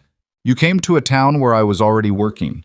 You tried to steal from people I'd promised to help, and you underestimated how far I'd go to stop you." Victor's jaw tightened. For a moment, Wade thought he might actually attack Evelyn right there in front of everyone. Then Victor forced a smile, turned to address the crowd. This is clearly a misunderstanding. Miss Granger is upset because I exposed the flaws in her geological survey. She's lashing out with wild conspiracy theories to deflect from her own failures. He spread his hands in a gesture of reasonableness. I'm happy to address any legitimate concerns about my business practices. But I won't stand here and be slandered by someone who... You killed my father. The words dropped into the room like stones into still water. Evelyn's voice was barely above a whisper, but everyone heard it. Her face had gone pale, her hands clenched into fists at her sides. In 1859, you convinced Jonathan Granger to sell his land in Pennsylvania for a railroad development that never existed. You took everything he had, left him with nothing but worthless stock certificates and broken promises. 3 months later, he shot himself because he couldn't live with what he'd done to his family. Her voice broke. I was 16 years old. I found his body. The room had gone deathly quiet. Even Victor seemed at a loss for words. So no, Evelyn continued, this isn't about my geological survey. This isn't about my professional reputation. This is about stopping you from doing to these people what you did to my father, what you've done to hundreds of families across 3 territories, and I will not let it happen again. Wade moved before he realized he was moving, stepping out of the shadows and positioning himself beside Evelyn. Dutch followed, then Miguel and Carlos. Then, slowly, others joined them. Sarah Fletcher with Tommy, a handful of ranchers, even some of the people who'd laughed at Evelyn in the street. Not everyone. Pete Rickman stayed where he was, as did Henry Garner and maybe a dozen others. But enough people moved that Victor found himself suddenly isolated, surrounded by documents that proved he wasn't who he claimed to be. This is absurd, Victor said, but his voice had lost its smoothness. You can't possibly believe this woman's delusions. I came here to help you, to offer you a legitimate solution to your water problems. Instead, you're listening to someone who's admitted she was wrong about everything. She was wrong about the aquifer capacity, Wade said quietly. That was our play. She told me to denounce her publicly, to make you think we'd turned on each other. Because we knew whoever was helping you would get sloppy if they thought the threat was neutralized. Victor's eyes narrowed. Clever. But it doesn't change the facts. You have no legal proof I've done anything wrong here in the territories. Those documents from Pennsylvania and Ohio, different jurisdictions, different names. No court would accept them as evidence. Maybe not, a new voice said from the doorway. But I would. Everyone turned. A woman stood in the entrance, maybe 60 years old, wearing a traveling coat and carrying a leather satchel. She had the kind of face that had seen too much and judged it all wanting. Who are you? Victor demanded. Clara Whitmore, Territorial Land Commissioner. She walked into the room with the authority of someone used to being obeyed. And I've been investigating complaints about fraudulent land acquisitions in this district for the past 6 months. Wade felt something shift in the room. This wasn't just a local dispute anymore, this was official. Clara set her satchel on Henry's counter, pulled out a folder thick with papers. Miss Granger contacted me 2 weeks ago with concerns about irregular land purchases in Black Hollow. I've been reviewing records since then. And I have to say, Mr. Hale, your pattern of acquisition is interesting. There's nothing irregular about buying land from willing sellers. Willing is a strong word when the sellers don't know the true value of what they're selling. Clara opened the folder. You purchased the Henderson property for $800. 3 months later, you resold it to Southwestern Territories Development for $6,500. The Yates Ranch? Bought for $1,000, sold for $9,000. Brennan's land? $700 to you, $7,500 to the corporation. She looked up, and her eyes were hard as flint. That's not business, Mr. Hale. That's systematic exploitation. And when combined with evidence that you possessed advanced knowledge of water scarcity and used false pretenses to acquire property, it constitutes fraud under territorial law. Victor's face had gone white. You can't prove I had advanced knowledge. Actually, I can, because the person who's been feeding you geological information about this valley kept records. Clara pulled out another document. Very detailed records, including correspondence that explicitly discusses using confidential survey data to identify valuable properties before drought conditions became public knowledge. Who? Evelyn breathed. Who was helping him? Clara looked around the room, her gaze landing on someone near the back. Would you like to explain yourself, Mr. Garner, or should I do it for you? Henry Garner had gone the color of old paper. He took a step backward, bumped into a shelf, sent cans clattering to the floor. I don't know what you're talking about. Don't you? Because I have letters in your handwriting discussing water table surveys and geological assessments. I have copies of survey reports that were supposed to be confidential, but somehow ended up in Victor Hale's possession. And I have bank records showing deposits to your account that coincide exactly with Victor's land purchases. That's not... I didn't... Henry's voice cracked. I needed the money. The store was failing. My wife was sick. I didn't have a choice. There's always a choice, Claire said coldly. You chose to betray your neighbors. You chose to help a con man steal from desperate families. You chose profit over people. Henry slumped against the shelf, all the fight gone out of him. Around the room, people were backing away from him like he carried disease. How long? Pete Rickman demanded. How long have you been working with this bastard? 8 months, Henry whispered, since last winter. Victor approached me, said he'd pay for information about who was struggling, who might be willing to sell, said it was just business research. I didn't know about the fraud, didn't know about the other names, the other territories, I swear. But you suspected, Evelyn said quietly. Didn't you? You saw the pattern, saw how he operated, and you kept helping him anyway because the money was too good to turn down. Henry didn't answer, didn't need to. His silence was answer enough. Clara Whitmore turned back to Victor. Victor Hale, if that's your real name, I'm placing you under arrest pending investigation for fraud, conspiracy, and illegal land acquisition. You'll be held in Silverton until a territorial judge can hear the case. On what authority? The authority vested in me as land commissioner, and if you resist, I'll add obstruction to the charges. Clara pulled out a set of iron handcuffs that looked like they'd seen plenty of use. Your choice. For a long moment, Wade thought Victor might actually run. The man's eyes darted to the door, calculating distances, weighing options. Then his shoulders dropped, and something like resignation settled over his face. This isn't over, Victor said quietly. I have lawyers, resources, connections you can't imagine. This will tie up in courts for years, and at the end of it, I'll walk away free while you're all still stuck in this dying valley fighting over scraps. Maybe, Clara said, snapping the cuffs onto his wrists. But at least you won't be here to profit from it. She led Victor toward the door. As they passed Evelyn, Victor stopped. You think you've won? He said softly. You think this changes anything? There are 100 men like me out here, Miss Granger. 1,000. And there will always be desperate people willing to believe whatever we tell them because hope makes better liars than we ever could. You're probably right, Evelyn said. Her voice was steady, but Wade saw her hands shaking. But at least in Black Hollow, right now, you're done. And that's enough. Clara pulled Victor out into the night. Through the window, Wade could see her loading him into a wagon, probably brought from Silverton for exactly this purpose. The room stayed quiet for a long time after they left. People stood around looking at each other, at the scattered documents, at Henry Garner, who was still slumped against his shelf like a puppet with cut strings. What happens now?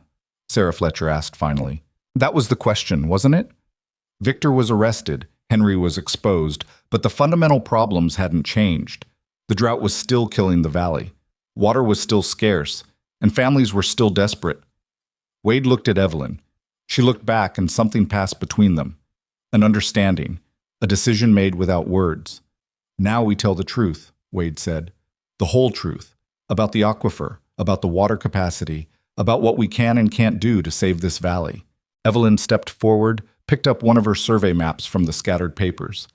The aquifer under Black Hollow is real, but it's smaller than I initially hoped.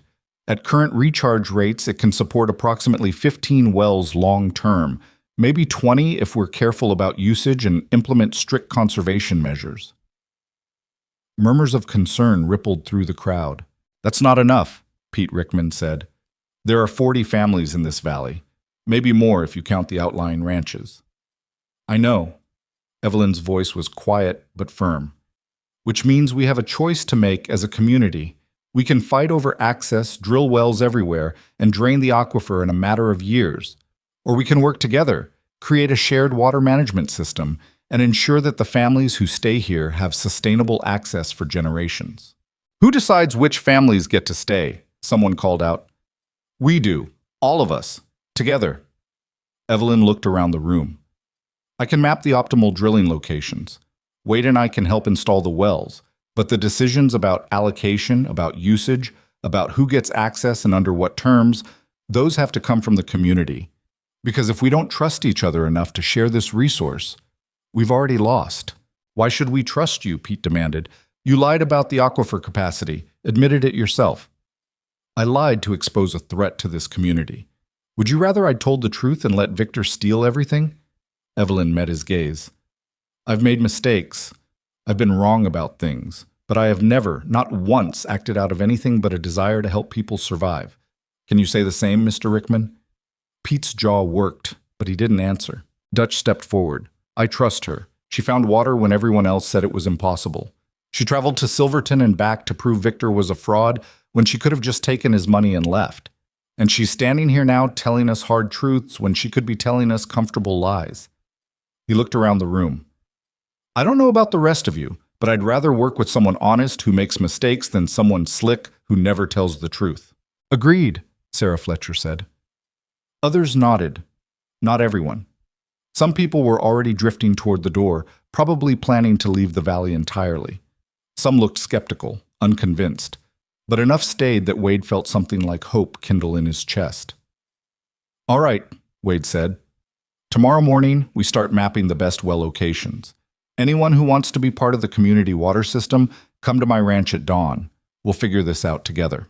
The meeting broke up slowly. People gathered the scattered documents, talked in small groups, shot suspicious glances at Henry Garner, who still hadn't moved from his position against the shelf. Wade wanted to feel sorry for him, but couldn't quite manage it. Henry had made his choice. Now he'd live with it. Wade found Evelyn outside, sitting on the steps of the general store with her head in her hands. He sat down beside her, careful not to crowd her. You all right? No. Her voice was muffled. I'm exhausted, scared, not sure if what we just did was brilliant or insane. Probably both. That got a weak laugh out of her. How do you stay so calm? Who says I'm calm? I'm terrified. We just committed to building a water management system for a dying valley with no money, no resources, and about half the population convinced we're lying to them. Wade leaned back against the step. But I'm also hopeful, which is more than I've felt in a long time.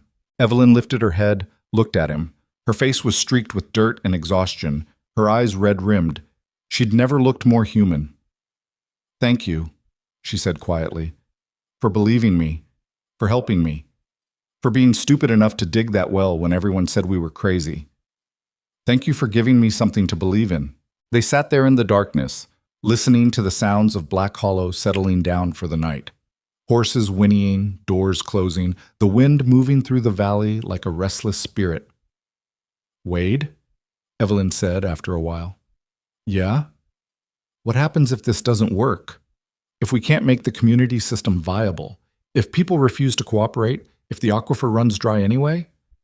Wade thought about Martha, about promises made and broken, about hope and failure and the thin line between them. Then we tried, he said simply. And that's more than most people can say. The next morning came too early and too bright. Wade woke to find a dozen families already gathered at his ranch, waiting for direction. Dutch had coffee going, and someone had brought bread and jam, and there was a feeling in the air that might have been optimism if you squinted at it right. Evelyn arrived last, carrying her surveying equipment and enough nervous energy to power a small town. She'd cleaned up, put her hair back, but the exhaustion was still visible in the way she moved. All right, she said without preamble. Here's how this works. I've identified 17 potential well sites based on the aquifer's structure and recharge rates. We need to prioritize them based on accessibility, soil composition, and proximity to population centers. Then we need to organize drilling teams, establish usage guidelines, and create a rotation system for maintenance. Sounds complicated, Pete Rickman said. He'd shown up despite his skepticism, probably because he couldn't afford not to. It is complicated. Water management always is. But if we're smart about it, if we work together and don't get greedy, we can make this sustainable. Evelyn spread out her maps. The key is treating water as a shared resource, not individual property. Anyone who drills a well agrees to operate under community guidelines. Anyone who violates those guidelines loses access. Who enforces the guidelines? Sarah Fletcher asked. We elect a water commission, 5 people rotated every 2 years. They handle disputes, monitor usage, coordinate maintenance. Evelyn looked around. I'm happy to serve on it initially, but this can't be my decision alone. This has to belong to everyone. The discussion that followed was long and occasionally heated. People had opinions about well placement, about usage limits, about who should serve on the commission. But slowly, painfully, a plan emerged. They would start with 8 wells positioned to serve the largest number of families with minimal overlap. Each well would have designated access times to prevent overuse. A rotating work crew would handle maintenance and monitoring, and every family would contribute labor or resources based on their ability to pay. It wasn't perfect. It left some people unhappy. But it was fair, and fairness was the best they could hope for. The drilling started that afternoon. Wade's well served as the model. They already knew the depth, the technique, the signs to watch for. Miguel and Carlos led one team. Dutch led another. Even Pete Rickman, grumbling the whole time, organized a third. Evelyn moved between sites, checking depths, analyzing soil samples, making adjustments to her maps as new information emerged. Wade stayed close, hauling equipment, settling disputes, trying to keep everything from falling apart. It took 3 weeks to dig the first 4 wells. All of them hit water exactly where Evelyn said they would, at depths ranging from 38 to 46 feet. The 5th well went dry at 50 feet, and they had to abandon it, a reminder that even Evelyn's expertise wasn't infallible. But 6 wells out of 8 working? That was better than anyone had expected. The Water Commission held its first meeting in late September. Wade had been elected to serve, along with Evelyn, Sarah Fletcher, Pete Rickman, and a rancher named Thomas Webb who owned land near the northern boundary. They met in what used to be Henry Garner's store. Henry himself had left town 2 weeks earlier, destination unknown, store sold to pay off debts. First order of business, Wade said, reading from the agenda Evelyn had prepared. Usage limits. We need to establish maximum daily withdrawal amounts to prevent aquifer depletion. The debate was intense, but productive. They settled on limits based on family size and agricultural needs, with penalties for violation and exceptions for emergencies. Sarah suggested a system of water credits that could be traded between families, allowing for flexibility without compromising conservation. Pete, surprisingly, backed her up. Second order of business was maintenance schedules. Third was dispute resolution. Fourth was planning for expansion if the aquifer proved more robust than expected. It was boring technical work, the kind of work that would never make anyone rich or famous, but it was necessary. And more importantly, it was working. By October, Black Hollow had transformed. Not into paradise, it was still a hard place full of hard people scraping by on the edge of survival. But the desperate edge was gone. Families weren't packing up and leaving anymore. Children were playing in streets that had water flowing through communal troughs. Gardens were starting to grow. And people were talking to Evelyn without mockery in their voices. It didn't happen all at once. Some folks still kept their distance, still looked at her sideways. But Sarah Fletcher invited her to Sunday dinner. Miguel's wife brought her bread. Kids waved when she walked past. Small things, human things. Wade watched it happen with something that felt like pride. One evening in mid-October, Clara Whitmore returned to Black Hollow. She found Wade and Evelyn at the northern well site, reviewing maintenance logs. "Thought you'd want to know," Clara said without preamble. Victor Hale, real name Vincent Hardy, like you suspected, has been formally charged with fraud in 3 territories. The territorial judge signed extradition orders. He'll stand trial in Pennsylvania first, then Ohio, then here. "Will it stick?" Evelyn asked. "The evidence is solid. Between the documents you found, Henry Garner's testimony, and testimony from victims in other territories, he's looking at 20 years minimum." Claire's expression was grim but satisfied. Southwestern Territories development has dissolved. Turns out when you remove the criminal element, most corporations prefer to avoid legal scrutiny. "What about the land he bought?" Wade asked. "Being returned to the original owners or their heirs where possible. Where that's not feasible, it reverts to territorial control for redistribution." Clara pulled out a folder. "Which brings me to why I'm really here. The territory is establishing a pilot program for community water management, based on what you're doing here in Black Hollow." Evelyn looked up sharply.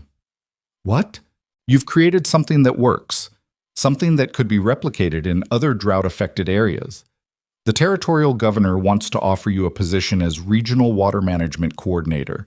You'd travel to other communities, help them establish similar systems, train local commissioners. Clara handed Evelyn the folder. Salary, expenses, full backing of the territorial government. It's a real job, Miss Granger. A legitimate one. Evelyn opened the folder with shaking hands. Wade could see the offer letter, the terms, the salary, more money than she'd probably seen in her entire life. I don't know what to say. Say yes, Clara said simply. You've proven you know what you're doing. The territory needs people like you, people who care more about solving problems than making money. Evelyn looked at Wade.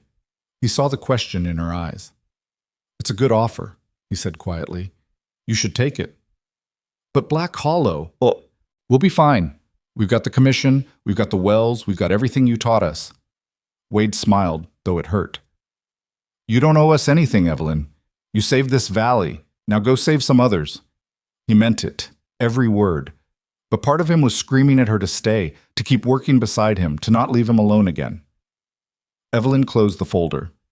Can I have time to think about it? Of course. Take all the time you need. Clara tipped her hat. But don't take too long. The territory's not known for its patience. She left, and Wade and Evelyn stood there in the gathering darkness, not looking at each other. You should take it, Wade said again. Stop saying that. Why? It's true. This is the opportunity you've been working toward your whole life. Recognition, respect, a chance to do real work on a scale that actually matters. Black Hollow matters. I know, but it's not enough, is it? One valley, one aquifer, one small victory? Wade finally looked at her. You can do more. You should do more. Evelyn's face was doing complicated things. What if I don't want to? Then you're lying to yourself. Maybe I am. Maybe I'm tired of traveling, tired of proving myself to people who don't want to listen. Maybe I just want to stay in one place and help people who actually give a damn whether I live or die. Do they? Wade asked quietly. Or do they just need you? That stopped her cold.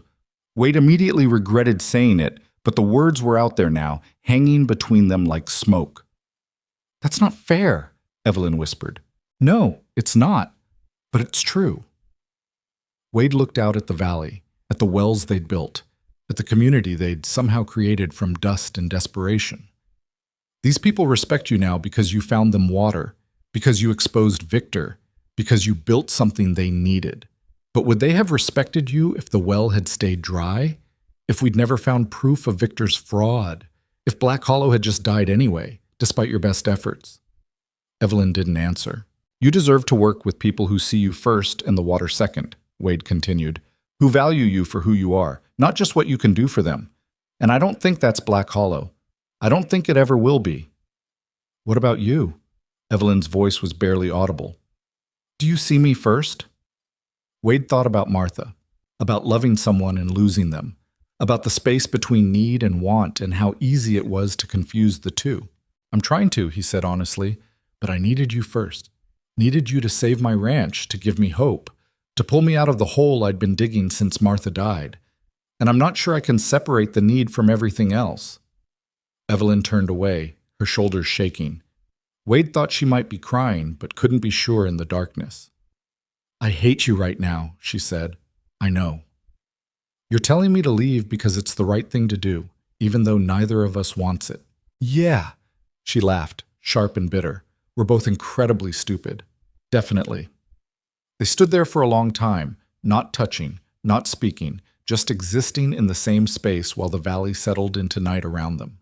Somewhere in the distance, water was flowing from one of the wells they'd built together.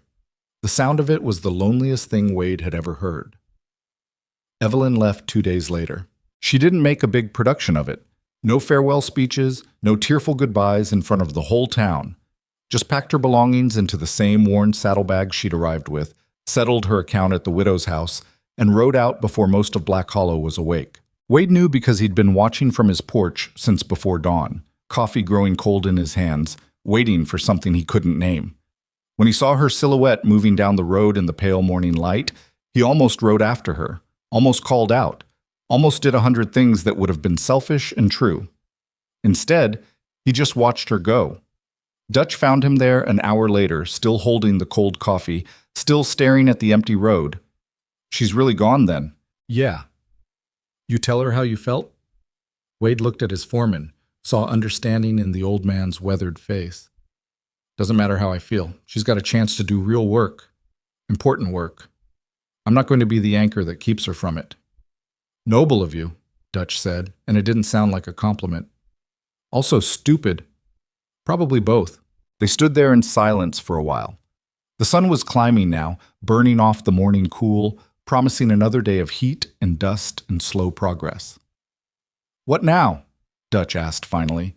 Wade threw out the cold coffee, watched it darken the dry earth. Now we keep working. The wells don't maintain themselves. The commission meets tomorrow. The valley needs water, whether Evelyn's here or not. That's it? Just keep working? That's all any of us can do. The weeks that followed were harder than Wade expected. Not because the work was difficult, though it was, but because everywhere he looked, he saw reminders of Evelyn. The wells they dug together, the survey maps she'd drawn, the community system she'd designed. Even the air seemed emptier without her presence, like something vital had been subtracted from the world. The Water Commission meetings were especially brutal. Sarah Fletcher tried to fill Evelyn's role, but she didn't have the geological expertise. Pete Rickman made decisions based on profit rather than sustainability. Thomas Webb meant well but lacked confidence, and Wade found himself constantly asking, what would Evelyn do? Until it became a bitter joke. By November, the system was showing cracks. 2 families got into a fistfight over well access times. Someone was stealing water at night, exceeding their allotment. One of the northern wells started producing muddy water, suggesting they were drawing too fast. And Pete Rickman was quietly lobbying to relax the conservation guidelines because they were hurting business. Wade called an emergency commission meeting. This isn't working, he said bluntly. We're barely a month into this system and already falling apart. We need to figure out what we're doing wrong and fix it before everything collapses. What we're doing wrong is listening to a woman who isn't even here anymore, Pete said. Evelyn set up these guidelines based on theory. Real-world conditions are different. We need flexibility. Flexibility is what Victor Hale offered, Sarah shot back. Remember how that turned out? That's not fair, isn't it? You want to relax conservation measures so you can water your cattle at other people's expense. That's exactly the kind of thinking that got us into this mess. The argument escalated from there. Voices raised, accusations flew, old grudges surfaced. Wade tried to restore order but felt like he was trying to hold back a flood with his bare hands. Finally, Thomas Webb stood up. The quiet rancher rarely spoke at meetings, so when he did, people listened. We're not failing because Evelyn's guidelines are wrong, Thomas said. We're failing because we don't trust each other. Every family's looking out for themselves, trying to grab what they can before someone else does. And until that changes, no system will work. Doesn't matter how smart the person who designed it was. The room went quiet. So what do we do? Sarah asked. Sarah, Thomas looked at Wade. We go back to basics. Remember why we started this in the first place. Not to save individual ranches, to save the whole valley, together. Wade thought about that conversation for days afterward, about trust and community and how fragile both things were, about how easy it was to break something beautiful and how hard it was to build it back. He was still thinking about it 2 weeks later when the letter arrived. It came with the weekly mail delivery, addressed in handwriting Wade recognized immediately. His hand shook as he opened it. The letter was short. Evelyn had never been one for unnecessary words. Wade, I've been working with communities in 3 different valleys over the past month, set up water management systems, trained local commissioners, moved on before I got too attached. It's good work. Important work. Everything I thought I wanted, and I hate it. Not the work itself. That's fine. Satisfying even. But the moving, the never staying long enough to see if what I built actually works. The being treated as an expert who swoops in with solutions and then disappears before the real problems start. I keep thinking about Black Hollow, about the look on your face when the well first hit water, about Sarah Fletcher hugging me after the town meeting, about Dutch teaching me to play cards and losing on purpose because he thought I needed the win, about all the small, stupid human things that made me feel like maybe I belonged somewhere. I don't know if I'm making a mistake, but I'm coming back. Not because you asked me to, not because the valley needs me, but because I need it. Need the mess and the arguments and the slow work of building something that lasts. If you still want help with the Water Commission, I'll be there next week. If not, I understand. But I'm done running from the only place that ever felt like home. Evelyn. Wade read the letter 3 times, then rode straight to town and called another emergency commission meeting. Evelyn's coming back, he announced without preamble. Pete Rickman's face did something complicated. Why? She's got a good job with the territory. Why would she give that up to come back here? Because she wants to. Wade looked around the room. Question is, do we want her back? Are we going to actually listen to her this time? Actually work together instead of fighting over scraps? Or are we going to waste her time and hours pretending we can do this without someone who knows what the hell they're doing? That's harsh, Thomas said mildly. It's true. We've been stumbling for weeks because we're too proud or too stupid to admit we need help. Well, here's help. Coming back on our own terms. Are we taking it or not? The vote was unanimous. Even Pete voted yes, though he grumbled about it. Evelyn rode into Black Hollow on a cold morning in late November, the sky heavy with clouds that promised rain but probably wouldn't deliver. Wade was waiting on the road into town, same spot where he'd watched her leave 6 weeks earlier. She looked different. Thinner, maybe. Tired around the eyes. But there was something else, too. Something Wade couldn't quite name. A settledness, maybe? Like she'd finally stopped running from herself. They looked at each other for a long moment. Then Evelyn dismounted and Wade stepped forward, and somehow they were hugging. Awkward and careful at first, then tighter, like they were both afraid the other might disappear if they let go. You came back, Wade said into her hair. I did. Why? Evelyn pulled back enough to look at him. Because you were right. I deserve to work with people who see me first, and the only place I've ever found that is here, with you, with this broken, stubborn valley that needs more help than anyone wants to admit. We're a mess. I know. I've seen the usage reports. Pete's been trying to relax the conservation guidelines, hasn't he? How did you show? Because Pete's always going to be Pete, and that's fine. We work with what we've got. She stepped back, grabbed her horse's reins. I'm not here to save anyone this time, Wade. I'm here to work, to build, to figure out how to make this sustainable, not just for a year, but for generations. And I can't do that if I keep leaving. The territory's not going to be happy. The territory will survive. They'll find someone else to train commissioners and design systems, someone who actually wants to travel instead of putting down roots. Evelyn smiled, and it was the realest expression Wade had ever seen on her face. I'm done being what other people need me to be. Time to figure out who I actually am. And who's that? I don't know yet, but I'm going to find out right here. They walked into town together, leading their horses, not talking much, but not needing to. People stared as they passed, the rancher who'd almost lost everything, and the woman everyone had mocked. But the stares felt different now. Less hostile, more curious. Sarah Fletcher was the first to approach, Tommy in tow. Miss Granger, Evelyn, you're back. I am. Hope that's all right. It's better than all right. The commission's been a disaster without you. Wade's been doing his best, but... She glanced at Wade apologetically. No offense. None taken. It's true. Can you come to tomorrow's meeting? We've got 3 disputes to settle and nobody knows how to interpret the usage guidelines, and one of the wells is acting strange. Evelyn smiled. Of course. That's why I'm here. The next few months weren't easy. Coming back didn't magically solve the valley's problems. The disputes continued. The wells required constant maintenance. Conservation measures were unpopular. And winter brought new challenges as ice damaged equipment and made access difficult. But slowly, things started working. Evelyn redesigned the usage rotation to account for seasonal variation. Wade organized work crews to handle maintenance proactively instead of waiting for emergencies. Sarah created an education program teaching kids about water conservation. Even Pete, grudgingly, started following the guidelines after Evelyn showed him hard data about what would happen if he didn't. The community water system wasn't perfect. It would never be perfect. But it was functional, sustainable, and it belonged to everyone who'd worked to build it. Wade found himself spending more time with Evelyn as the winter progressed. Not just commission business, though there was plenty of that, but small things. Having coffee while reviewing maintenance logs, riding out to check well sites together, talking about everything and nothing while the sun set over the valley. They didn't talk about feelings, didn't discuss what they were or weren't to each other. The work was enough. The companionship was enough. Until Christmas Eve, when everything changed. The valley threw a celebration in the old general store. No longer Henry's, now owned collectively by 3 families who ran it as a cooperative. There was food and music and kids running wild while adults tried to pretend they weren't drinking more than was strictly appropriate. Wade found Evelyn outside sitting on the same steps where she'd sat the night after Victor's arrest. She was looking up at the stars, her breath frosting in the cold air.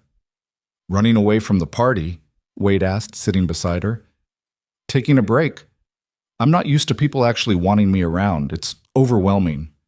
You'd better get used to it. You're stuck with us now." "Am I?" Evelyn looked at him, and her expression was unreadable. "Wade, what are we doing?" "What do you mean?" "This. Us. We work together. We spend time together. We care about each other. But we've never actually talked about what that means." Wade's heart was suddenly pounding. "I thought you wanted to keep things professional." "I did. Do. I don't know."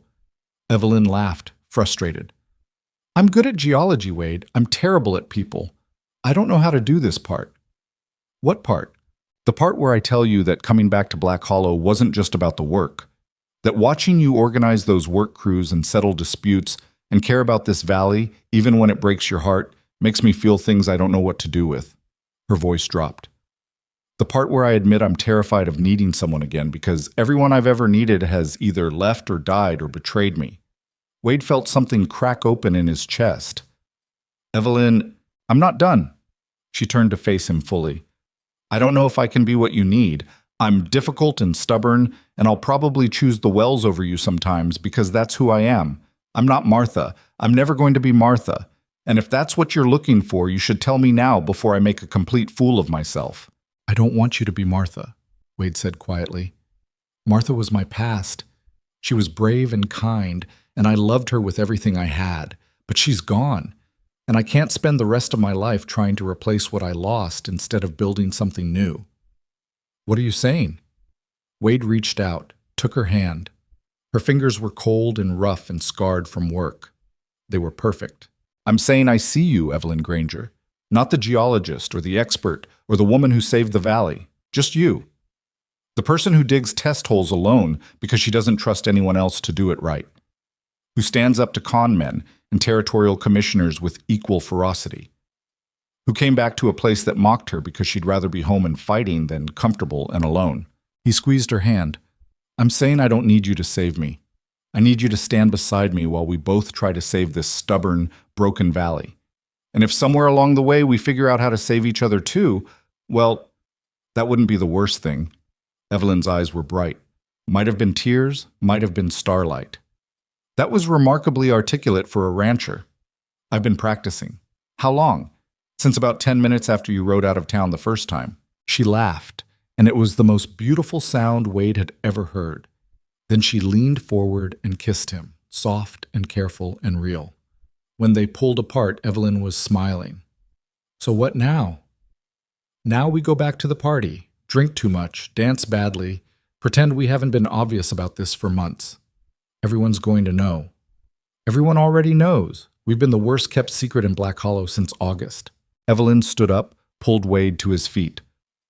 "All right then, let's give them something to talk about." They walked back into the party hand in hand. Sarah Fletcher saw them first and let out a whoop that drew everyone's attention. Dutch just smiled knowingly. Pete Rickman rolled his eyes but didn't comment, which was probably the closest thing to approval they'd get from him. The rest of the night was a blur of dancing and laughter and people who 6 months ago had mocked Evelyn now raising glasses in her honor. It wasn't perfect. Some people still kept their distance, still didn't fully trust the woman who'd been an outsider for so long. But enough had changed that it felt like progress. The seasons turned. Winter gave way to spring, and with it came rain. Not a lot. This was still desert country, but enough to make things grow. Enough to remind everyone that water came from the sky as well as the ground, and that maybe, just maybe, the worst of the drought was over. The wells continued to flow. The community system stabilized. Families who'd been on the edge of leaving decided to stay. New people even started arriving, drawn by stories of the valley that had figured out how to survive when everywhere else was dying. Wade and Evelyn didn't get married right away. There was too much work to do, and neither of them was particularly concerned with formal recognition of what everyone already knew, but they built a life together anyway. Evelyn moved into Wade's ranch house, turned the spare room into an office for her geological surveys. Wade learned to read her maps and survey notes, became genuinely useful instead of just helpful. They fought sometimes about conservation measures and well placement, and whose turn it was to deal with Pete Rickman's latest complaint. Evelyn was stubborn and prideful and had a temper when pushed too far. Wade was cautious to a fault and sometimes let his fear of loss make him hold too tight. But they worked. Somehow, against all odds, they worked. By the following spring, the Water Commission had expanded to 7 members and was managing 12 functioning wells. The valley was growing again, not rich, not easy, but alive, sustainable. And the community system that Evelyn had designed was being studied by other territories as a model for drought management. Years later, people would tell stories about the woman who came to Black Hollow when it was dying and somehow brought it back to life. They'd talk about the well that shouldn't have worked, but did. About the con man who got what he deserved. About the community that learned to share instead of hoard. But the people who'd actually been there, who'd lived through it, they told different stories. They talked about Evelyn Granger standing in the street covered in blood while people laughed. About Wade Mercer digging a hole 40 feet deep on nothing but faith and desperation. About the slow, messy work of building something that lasted. They talked about how salvation didn't come all at once, how it came in pieces. A well here, a conversation there. A decision to stay when leaving would have been easier. How it required not just one person's brilliance, but everyone's willingness to work together, even when they didn't much like each other. And they talked about love. Not the dramatic kind from storybooks, but the real kind. The kind that showed up every day and did the work. That saw you at your worst and chose you anyway. That understood need and want weren't the same thing, but sometimes they aligned in ways that made life bearable. The valley survived.